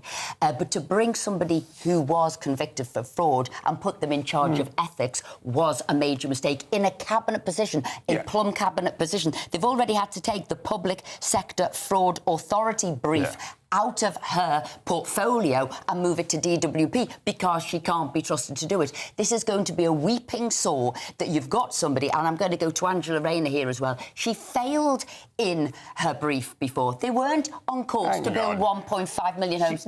She did fail. She had a year and a half. And then, as Secretary of State for housing, didn't pay the right amount of stamp duty. Trust me, those are two major failings of appointments. All right, she was exonerated in the latter.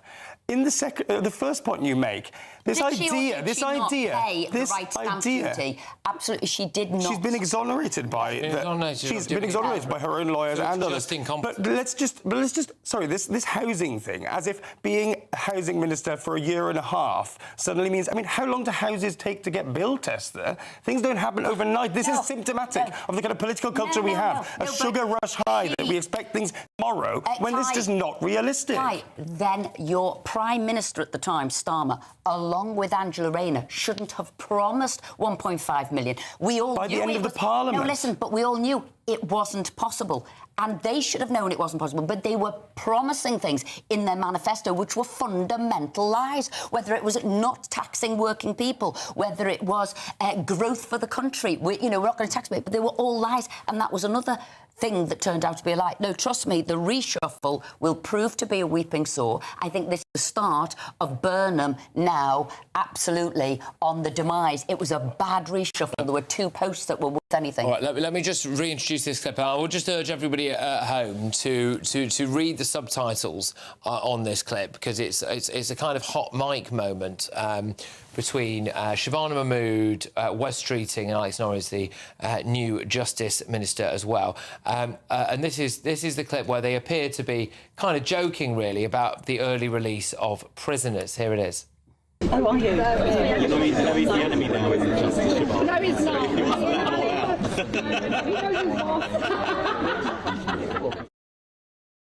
The fact that you've got Hamish Faulkner still anywhere near the thing. I've said it before. He looks like the lad who used to chew his collar at the back of the classroom.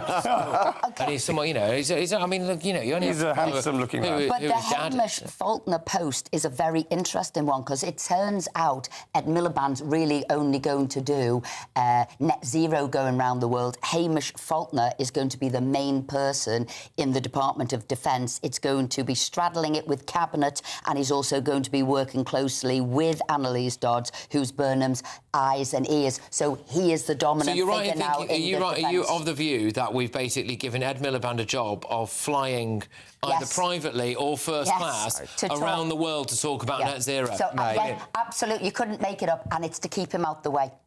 And that's why it's probably the best appointment of the lot, because it means he has no real power in this country, and that can only be a good thing. No, but he's an embarrassment. The Trump administration don't like him. I'd rather him be embarrassing than increasing our energy bills. No, not alienating ourselves with our closest partner. I'm not defending the bloke. Obviously, I don't like him, but I don't want him as Chancellor. But you just said it was a good appointment. It's all relative, Esther. All right, well, look, just on the video that emerged there about the kind of like laughing and joking a little bit about early release, Shabana Mahmood has in the last few minutes said, "I think everyone can see there is no ill intent behind this ribbing of the new Lord Chancellor.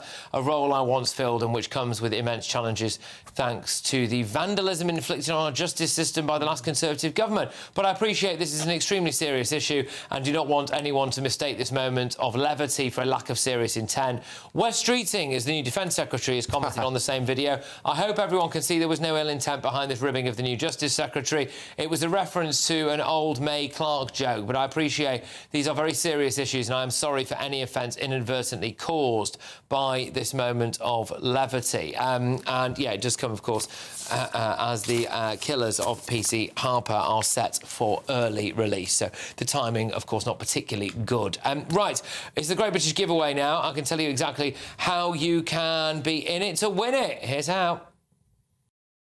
What would you do with £60,000 cash? What would you do with a real gold bar? Well, both have to be won in our Golden Summer celebration. First, there's £60,000 in tax-free cash to bolster your bank account this year. You can spend it on treats, splash out on the family, or just save it for a rainy day. It's entirely up to you. Plus, we'll also give you a fine gold bar worth over £5,000. That's genuine gold that you could gift to a loved one or just lock up in your own personal vault. The gold and the cash really could be yours. For a chance to win £60,000 in tax-free cash and a real gold bar, text GOLD to 63225. One entry costs £2.50 plus one standard network rate message, or text BONUS to 63225. 5 entries cost £5 plus one standard network rate message. Go to gbnews.com/win. Entries start at £2.50. Call 0903 686 3232. Calls cost £2.50 plus your network access charge, or post your name and number to GB22 PO Box 8690 Derby DE1 9TT. UK only. Entrance must be 18 or over. Lines close at 4 p.m. on the 21st of August. This is a network giveaway. Entries will be pooled. Please check the closing time if listening or watching on demand. Good luck. Well, coming up, all of tomorrow's newspaper front pages, and on the front of the Daily Mirror, they go for Anne Widdecombe hit with hammer 21 times, caught here. They've also got a picture of that suspect there in the back of the car being led away back to prison, where, of course, he is on remand. But before that, I'll reveal how and why the government is trying to hide the truth about migrant crime from you. That's next.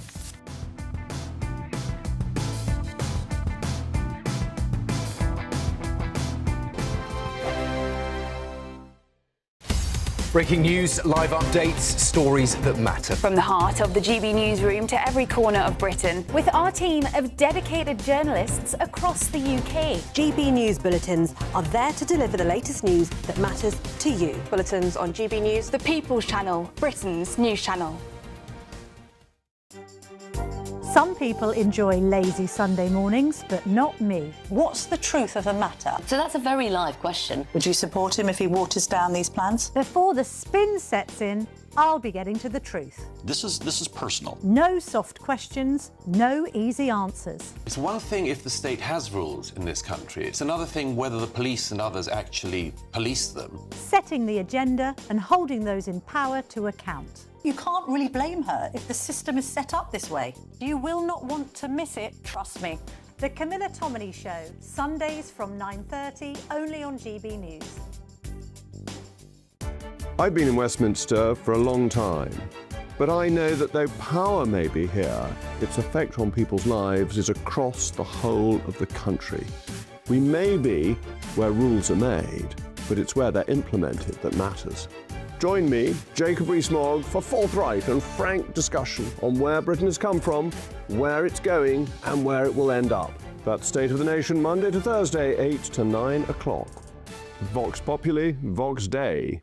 As soon as it hits 11 and the headlines come in, The Late Edition brings you the breaking news from all the front pages. because the news is going to happen. So get a head start today. Patrick Christys tonight, Late Edition. Alex Armstrong tonight, Late Edition. From 11 o'clock every night. Only on GB News, the People's Channel, Britain's news channel.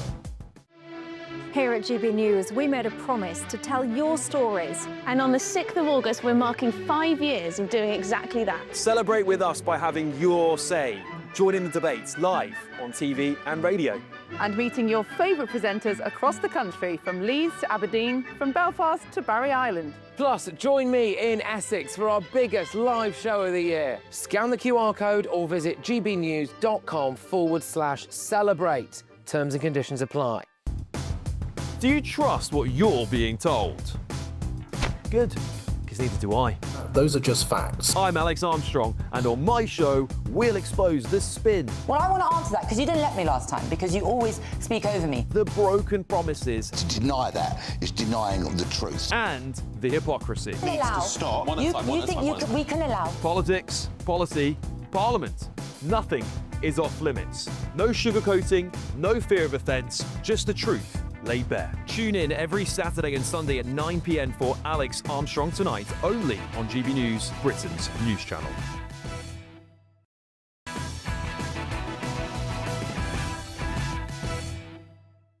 Welcome back to Patrick Christys Tonight. All of tomorrow's newspaper front page is coming your way very shortly. First, though, the government has been accused of trying to cover up migrant crime data after the Ministry of Justice took legal action to block the publishing of conviction data by nationality. The MOJ wants to overturn a ruling by the Information Commissioner that data revealing the full scale of foreign offending in England and Wales from 2018 to 2024 should be published. Although the government has previously published some migrant conviction figures, they haven't done so since 2018, when the small boat crisis began. Analysis by the Centre for Migration Control has estimated there were more than 100,000 migrant convictions just between 2021 and 2023, including tens of thousands of sexual offences, violent crime and drug offences. I'm joined now by the Deputy Online Editor at The Critic, Tom Jones. Tom, pleasure to meet you in the flesh, actually. This is normally down the line, so it's good to have you in the studio, albeit talking about yet another incredibly hard-hitting topic. But why do you think they are pushing to essentially cover this up? Well, I think it's quite simple. Basically, if they publish this, they'd have to do something about it, and they really don't want to do anything about it. You mentioned some of the statistics there. I think that slightly underdoes it. If I can, very quickly, Afghan nationals commit sex crimes at 20 times the rate of the domestic population. Sudanese 24 times. There are 87 nations who commit sex crimes at a higher rate than the domestic population. A quarter of all sex offences, convictions between 21 and 23 were migrants. And as you mentioned, there are over 100,000 migrant convictions between 21 and 23. Broadly, this is a completely optional wave of violence and crime on our street that we have simply opted into. And publishing data about it, they'd have to do something about it. And you can see with their attitude as well, with the rape gangs trying to cover up the ethnic element of that this is just not something that the government wants to deal with. The only reason we basically know any of the things that you've just said there, by the way, is because, yes, whilst you are the Deputy Online Editor at The Critic, you're also, I believe, a part of the Centre for Migration Control.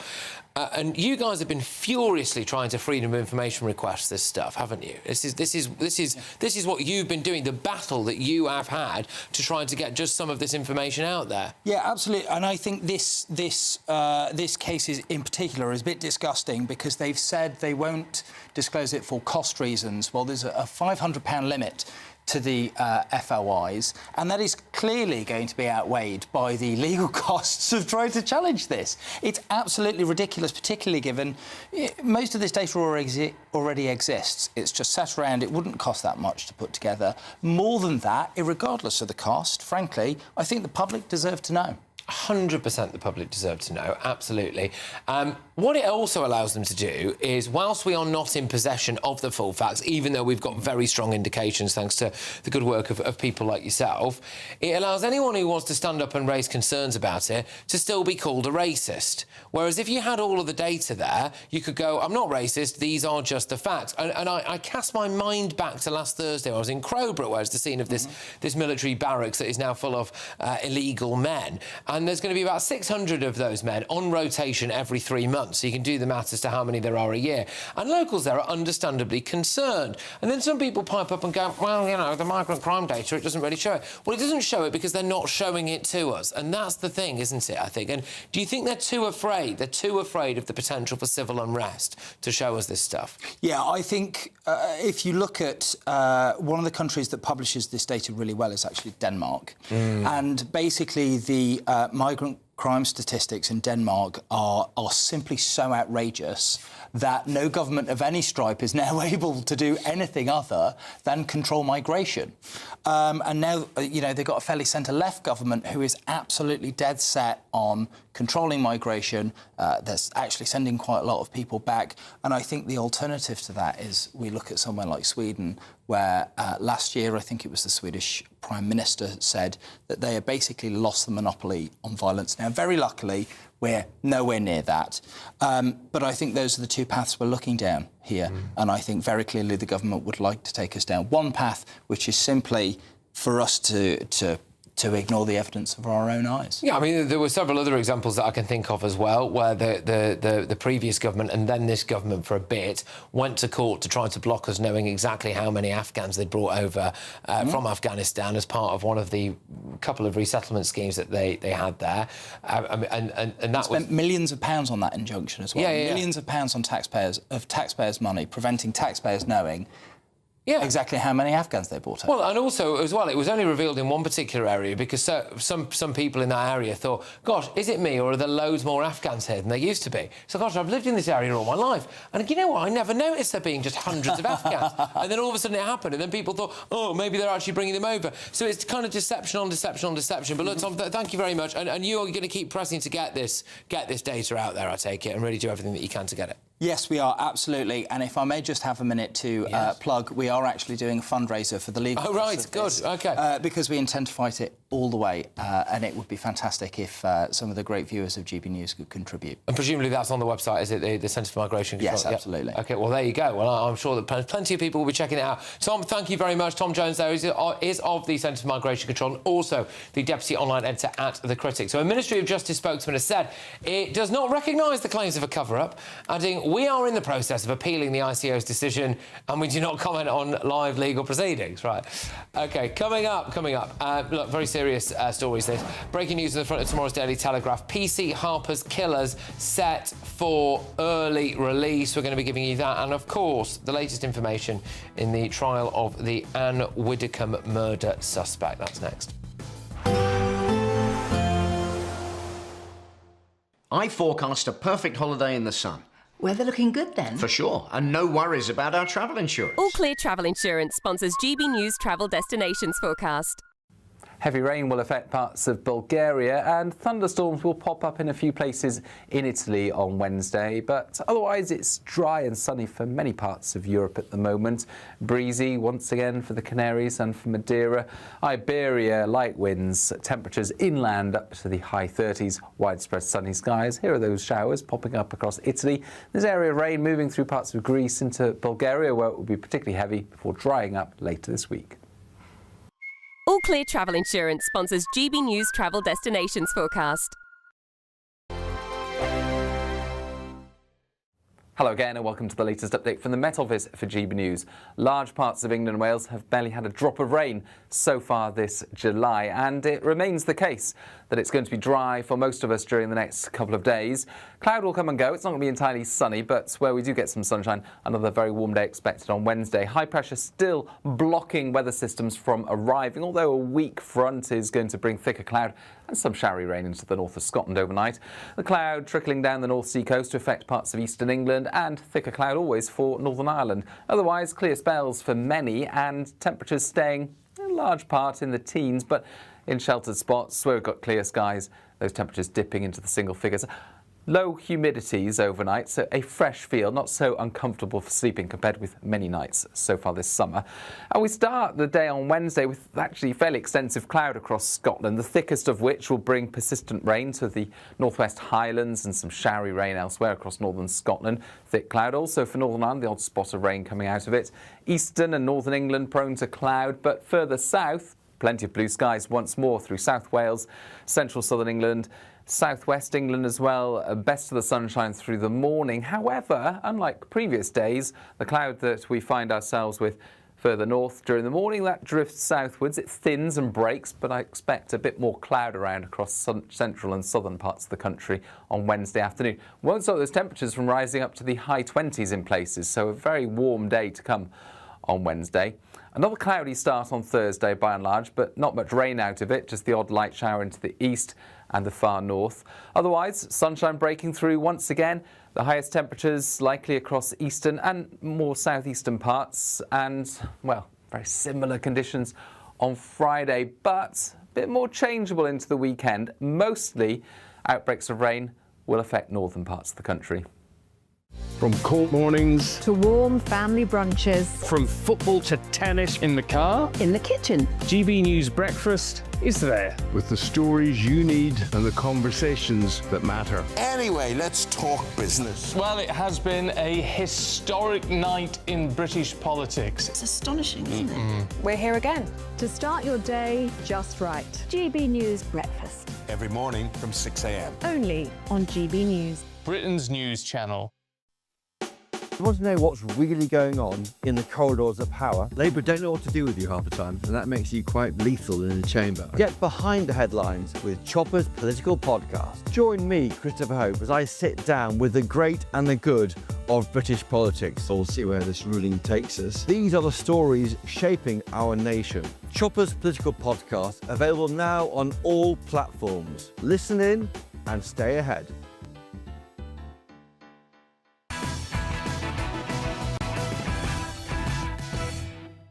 OK, all right, welcome back. Let's get you a preview of some of tomorrow's newspaper front pages then. And we are starting this particular round, I've got here with the Daily Telegraph. PC Harper's killers are set for early release. These are the pair who dragged the police officer for more than a mile. And they are among those eligible to be freed by Labour. If we look at the next one here, we've got The Independent. Which is Trump furious at Foreign Secretary role for Miliband, but they've also got the courtroom sketch of Anne Widdecombe's murder suspect Joshua Kerry. They say here that they've got the detail that apparently Anne Widdecombe was struck with a hammer 21 times and tipped onto the floor in her own home. The Daily Express, Anne was hit 21 times on the head with a hammer.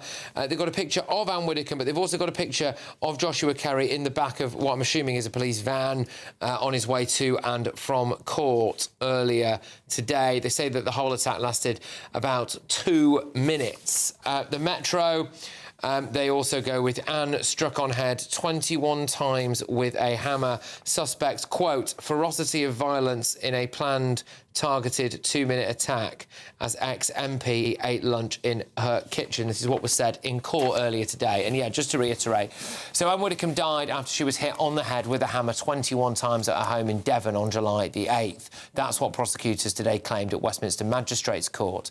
28-year-old Joshua Kerry was charged yesterday with her murder.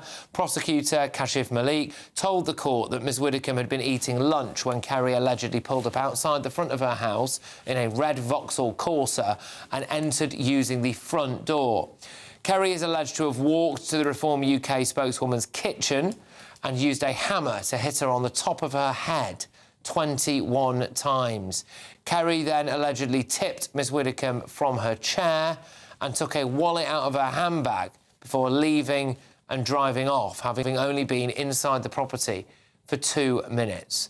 And they've now set a trial date for next summer. So that's next summer. A Ministry of Justice spokesperson has been on, but we'll go to that shortly.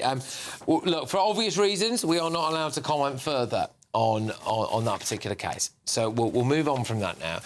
We'll focus on the Daily Telegraph's front page. This is PC Harper's killers who are set for early release. So 2 of PC Andrew Harper's killers are set for release early under Labour's plans. They are Albert Bowers and Jesse Cole, who were jailed for 13 years in 2020 for the manslaughter of PC Harper. The pair, who were 17 at the time, were in the car that dragged Harper for more than a mile along country roads when his ankles were caught in a tow rope loop in August 2019. He'd gone to investigate the theft of a quad bike when they tried to escape in a car driven by a third killer, Henry Long, who was actually not eligible for early release. He then sustained serious injuries and died in the road. He had a young family, a young wife, and his mother has basically said that, you know, this is ridiculous, it makes her feel sick. that this is happening. Yeah, I mean, look, Esther, what are your thoughts on this early release for them? This is a major mistake. It goes against what was meant to happen here, that we had Harper's Law, which were, you know, a mandatory sentence for anyone convicted of killing emergency service workers. I know I laid 34 amendments to this act because it was just a disgrace what was going to happen. Remember, we were promised the most serious and heinous offenders wouldn't be let out early. Well, I'll put this as a serious, heinous offence that had took place here. This is just plain wrong, and I think the best thing now, with a new Justice Secretary in place, is to say, you know what, let's scrap some of these things we're doing. Just before I go to Will on this, sorry, but so jog my memory on this then. So there is a law named after PC Harper that is designed to prevent people being released early. Well, it says here, the sentence handed to Harper's killers sparked an outcry, and a subsequent campaign for Harper's Law introduced a mandatory life sentence for anyone convicted of killing emergency workers whilst committing a crime. And this, you know, interpret that how you will, but it was brought in because of it was so awful how he was killed. So surely their release breaks the law then? I don't understand this. I mean, it seems ridiculous. But go on, Will, your views on this? Well, it breaks the laws of common sense, even if it doesn't break the actual law, Patrick. I concede that the prisons are obviously overcrowded, and I concede that there may be a need for an early release scheme. But everyone knows that the sensible thing to do is to start with crimes that are less serious. Start by letting out the people that you've locked up for tweets. Start with white-collar crime. Start with minor drug offences, all those things where there is a less of a risk to the society.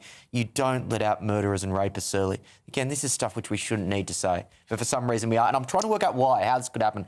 And is it gross incompetence, or, as we saw that footage of Mahmood and Streeting laughing about this, perhaps they are so out of touch that they actually can't see how much of an insult this is to victims' families. I don't know. Maybe it's a bit of both. Lord Timpson came in as the prison minister saying only a third of people should be in prison, i.e. 2/3 of people should come out. They've got a very liberal view on sentencing people. They often see on the left, and I will say this, they often see the actual criminals as victims, always with an excuse why they did it, why they perpetrated, and they shouldn't. And I knew I remembered this, but I just checked this whilst you were talking. I remembered that during their trial, they were repeatedly reported as having been laughing, been joking and smiling during court proceedings, showing absolutely no remorse whatsoever. You know, and now they're basically being rewarded with an early release, Kai. Well, as I gather, in the campaign, the by-election campaign, Andy Burnham talked about potentially reviewing this. There's an interesting... The source from the MOJ suggests that this is something to do with the overcrowding crisis that was happening in 2024 as the reason why they're being released now. I don't quite understand that. It might be to do with what kind of sentence they got, and that judges, it says here, were ordered to stop jailing dangerous criminals. Either way, it obviously shouldn't happen, right? And I think there's cross-party consensus on that. Many of the people who, you know, Nick Thomas-Symonds, Sarah Jones, who's currently still policing minister, we think, and the new Attorney General, Ellie Reeves, all supported the Harper's Law work. The Tories and Labour, I think, all supported some of that work in Parliament. So, obviously, this is something where we could see a Burnham government make some early changes. And it's also, again, just another tragic detail in this horrific story, by the way, is that PC Andrew Harper had only been married for 4 weeks to his childhood sweetheart, Lissy Harper. They'd been a couple for 13 years before their wedding. They were looking forward to setting off on their honeymoon in the Maldives when the tragedy occurred in August 2019. And look, that is the latest. They've not been released yet, but... How much should you be feeling today? Yeah, strength and love. Doesn't bear thinking about. Well, remember, the first set are going to be released in September on the early release scheme, and to me, if you've only been in prison since 2019, you haven't been in prison, for me, anywhere near long enough. The rest of their life, they should be in prison. Yeah, exactly. OK, a Ministry of Justice spokesman said this. This was a horrific crime and our deepest sympathies are with PC Andrew Harper's family and friends. In 2024, the country was facing a prison crisis and a total breakdown of law and order. with judges ordered to stop jailing dangerous criminals. The government is committed to public safety. We are building prison places at the fastest rate since the Victorian era and taking the difficult decisions needed to lock up the most dangerous offenders. That's their response there. Right, coming up, breaking news on the front of tomorrow's Daily Mail. Who's going to pay the bill for Andy's largesse? So, day 2 sees a raft of uncosted promises and the first mutiny from a sacked Starmerite, echoing what the nation is asking. So there we go, we'll get stuck into that next.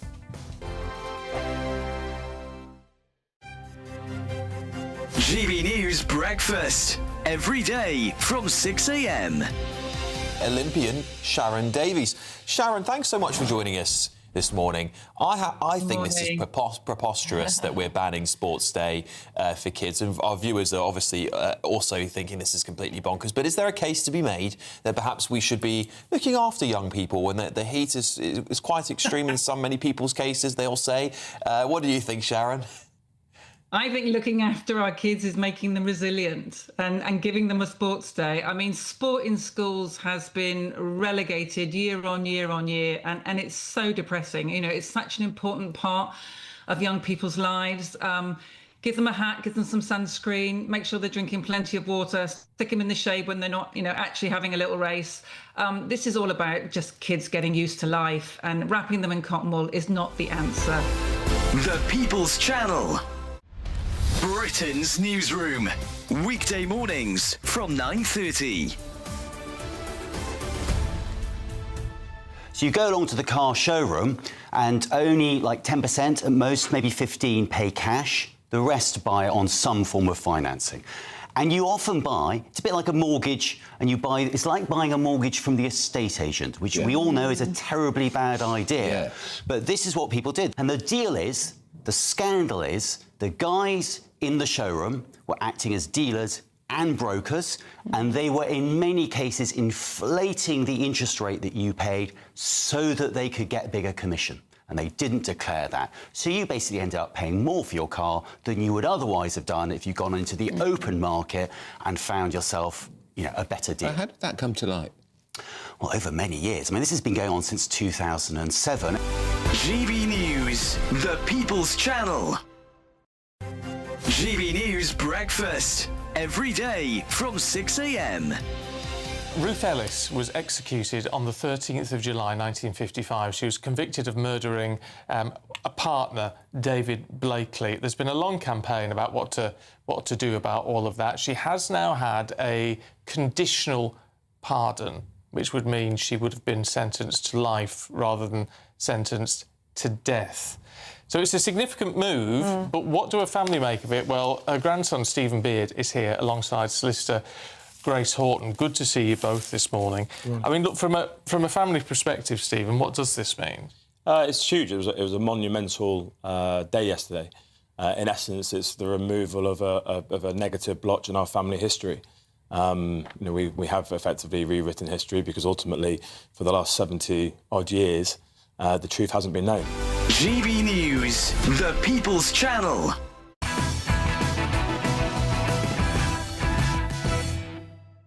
All right, welcome back. Let me whiz you through the rest of tomorrow's newspaper front pages, starting with The Times. Burnham signals cuts to pay for spending pledges. Then we've got The Guardian. Burnham implores Cabinet to find ways to tackle the cost of living crisis. The iPaper, cost of living, cost of living, cost of living. There you go, priority.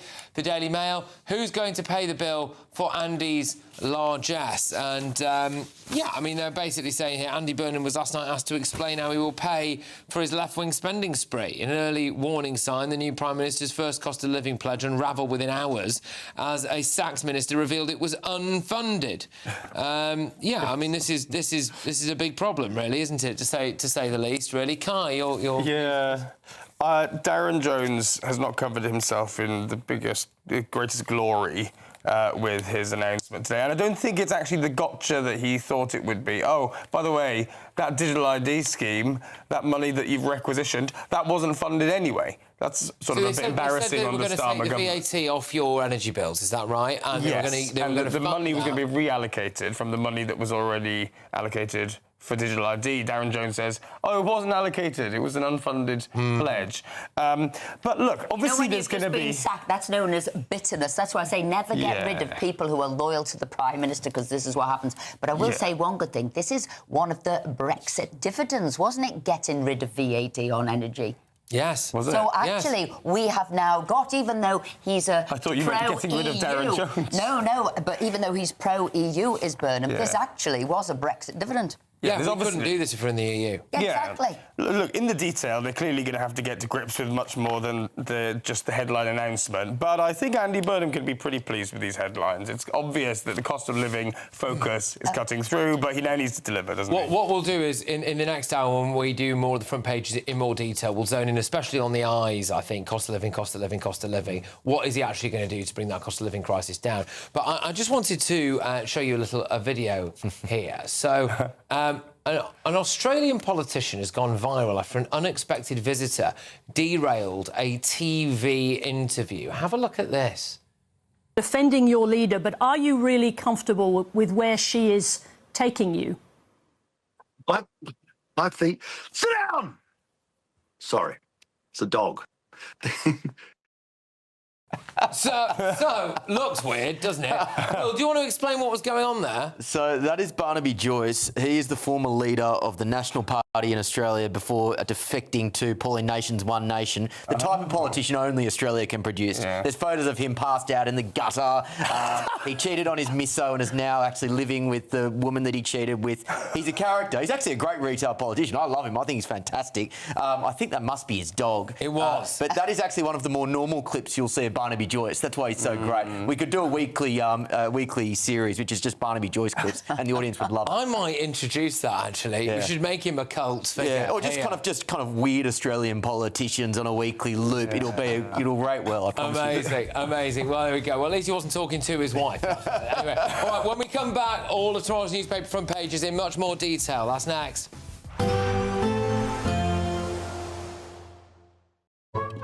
Today's outlook: cool, calm and completely horizontal. Boxed Aircon sponsors the weather on GB News. Hello again and welcome to the latest update from the Met Office for GB News. Large parts of England and Wales have barely had a drop of rain so far this July, and it remains the case that it's going to be dry for most of us during the next couple of days.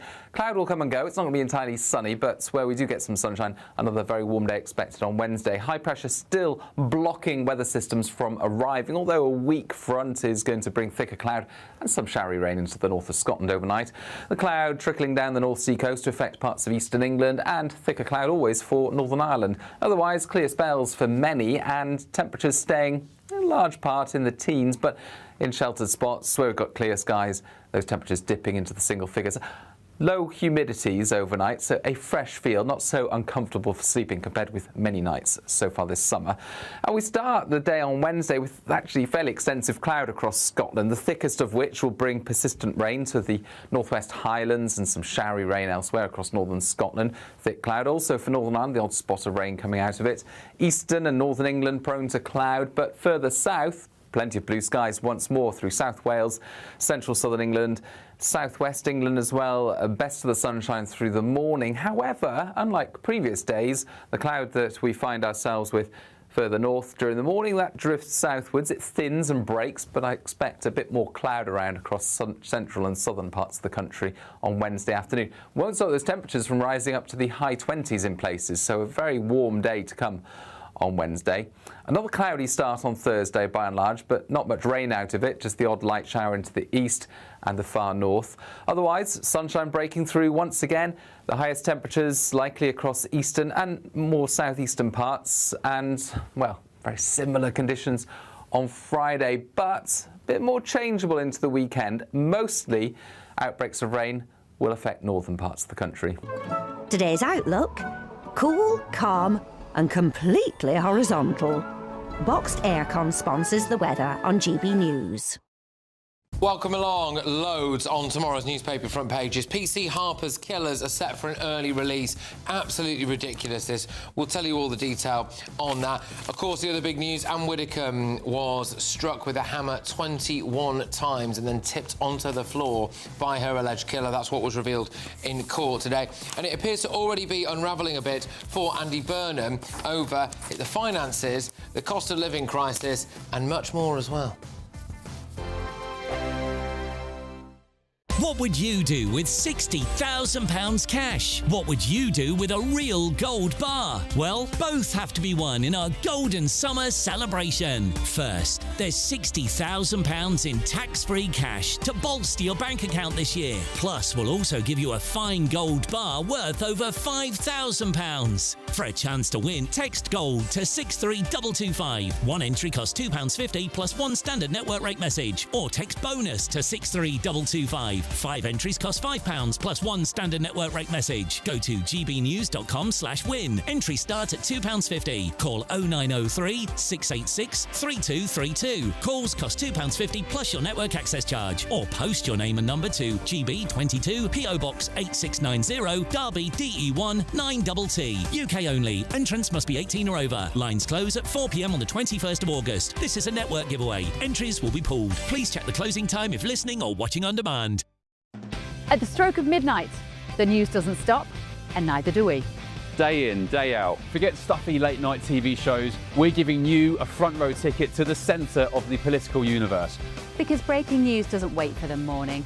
And neither do we. Join us for one of the most controversial and volatile times of politics in human history. A very big story. Big story over here. You won't get this anywhere else. The Late Show live at midnight, every night. Only on GB News. Some people enjoy lazy Sunday mornings, but not me. What's the truth of the matter? So that's a very live question. Would you support him if he waters down these plans? Before the spin sets in, I'll be getting to the truth. This is personal. No soft questions, no easy answers. It's one thing if the state has rules in this country. It's another thing whether the police and others actually police them. Setting the agenda and holding those in power to account. You can't really blame her if the system is set up this way. You will not want to miss it, trust me. The Camilla Tominey Show, Sundays from 9:30, only on GB News. Britain is not just a geographical expression. We are a people bound together by history and culture that are distinctively British. Join me to celebrate our music, theatre, artworks and literature which we can explore and enjoy together. Everybody's welcome. Sunday with Michael Portillo. Every Sunday at 11 a.m. on GB News, the People's Channel, Britain's news channel. Breaking news, live updates, stories that matter. From the heart of the GB newsroom to every corner of Britain, with our team of dedicated journalists across the UK. GB News bulletins are there to deliver the latest news that matters to you. Bulletins on GB News, the People's Channel, Britain's news channel.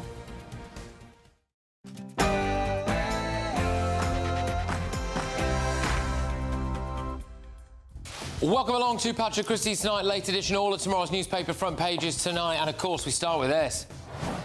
Oh, are you? You know he's the enemy now, isn't he? No, he's not.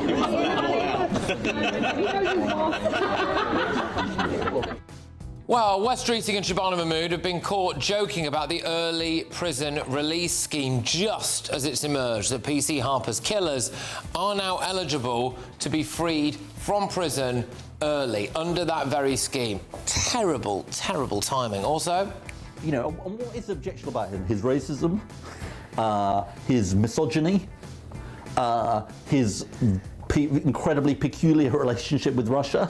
And the truth. And the truth, most of all the truth. Well, that's Ed Miliband there, of course, speaking about President Trump. But Donald Trump is furious now that Ed Miliband has been appointed as Foreign Secretary. Why do Labour keep walking into these very, very obvious traps? And we need to be a cost of living government, and getting that cost of living down and looking at all possible ways of doing that. It's the way Lucy Powell looks at him for me. And I think you'll know when he's on the way out, when that look changes. But the day wouldn't truly be complete without one of Andy Burnham's platitudes. Yes, apparently this is going to be a cost of living government. Burnham implores Cabinet to find ways to tackle the cost of living crisis. However, he's already in a little bit of bother when it comes to some squiffy finances. Plus, every chief executive of every council and every government department, white. Every director of a department in Scotland, white. the worst thing about that speech is that he wasn't the only person to make it. That was like a ridiculous Hamza Yusuf tribute act, wasn't it? I was, the so-called Prime Minister of Unity, Andy Burnham, has given the man who publicly lamented about white people a top job in government. Yes, Scottish Labour leader Anas Sarwar is set to become a minister in the Department for Business. And finally, I'll ask you this question on a broader sense. Do you think this kind of politically correct application of the law is costing lives? Yes, in a word. the NHS trust that discharged Nottingham triple killer Valdo Calacane could now face an unprecedented corporate manslaughter investigation. So we're going to be talking about all of that, and also as well a lot of the front pages are leading with the news today about Anne Widdecombe as well, who was hit 21 times over the head with a hammer in her own home. That was read out in court earlier today, so plenty on the agenda tonight.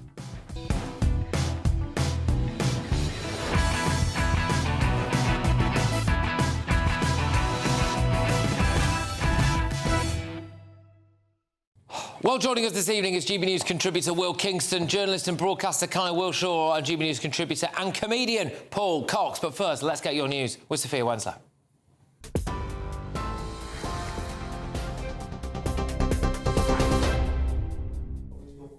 Patrick, thank you. Your headlines at 3 minutes past 11.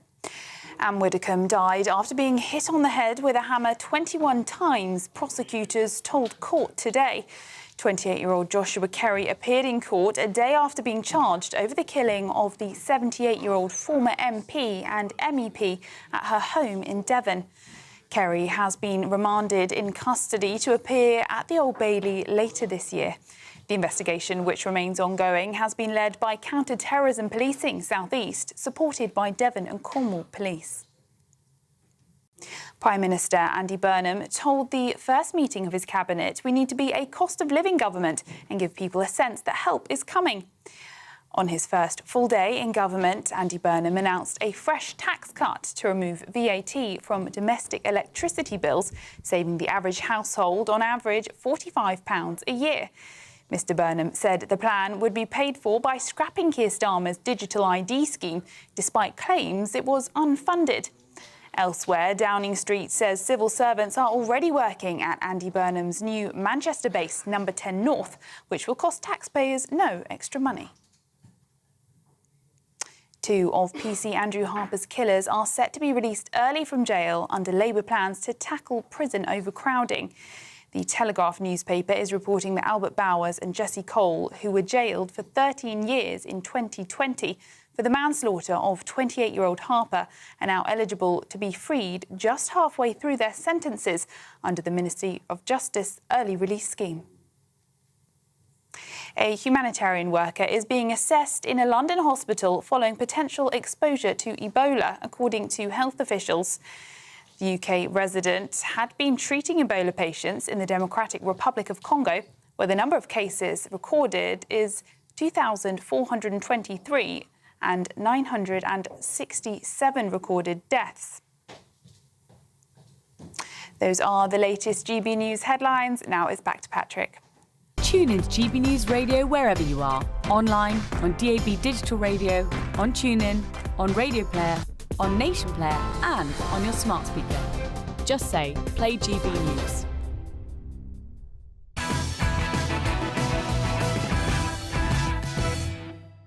Welcome along to Late Edition. Let me get you all of Wednesday's newspaper front pages. So the Daily Telegraph, they go for PC Harper's killers are set for early release. I'm sure you all remember this particular case because it was so awful. But this is PC Andrew Harper. Two of his killers are set to be released early from prison. And, I mean, it's just an absolutely devastating situation. Not least because he was only married for a few weeks at the time. His mother has apparently been told that they're being allowed out. She says it makes her feel sick. This is all part of Labour's early release scheme. And in a second, I'm going to play you a video, which is terrible timing. Day 2 of a government, already embroiled in scandal. A hot mic that appears to catch Wes Streeting and Shabana Mahmood, having a little bit of a laugh and a giggle about early release. And here you go. Let's go on to The Independent now. Trump is furious at Foreign Secretary role for Ed Miliband, not least because Ed Miliband has basically called him a racist before, like so many of them have. They also have a court sketch picture of Anne Widdecombe's alleged killer, and it was revealed in court today that he is accused of striking her in the head 21 times with a hammer and then tipping her body onto the floor before making off with a wallet that she owned. If we go now to the Daily Express, they also carry the Anne Widdecombe story. They've got a picture of Joshua Kerry, who is the suspect here, in the back of a police van on his way either to or from court.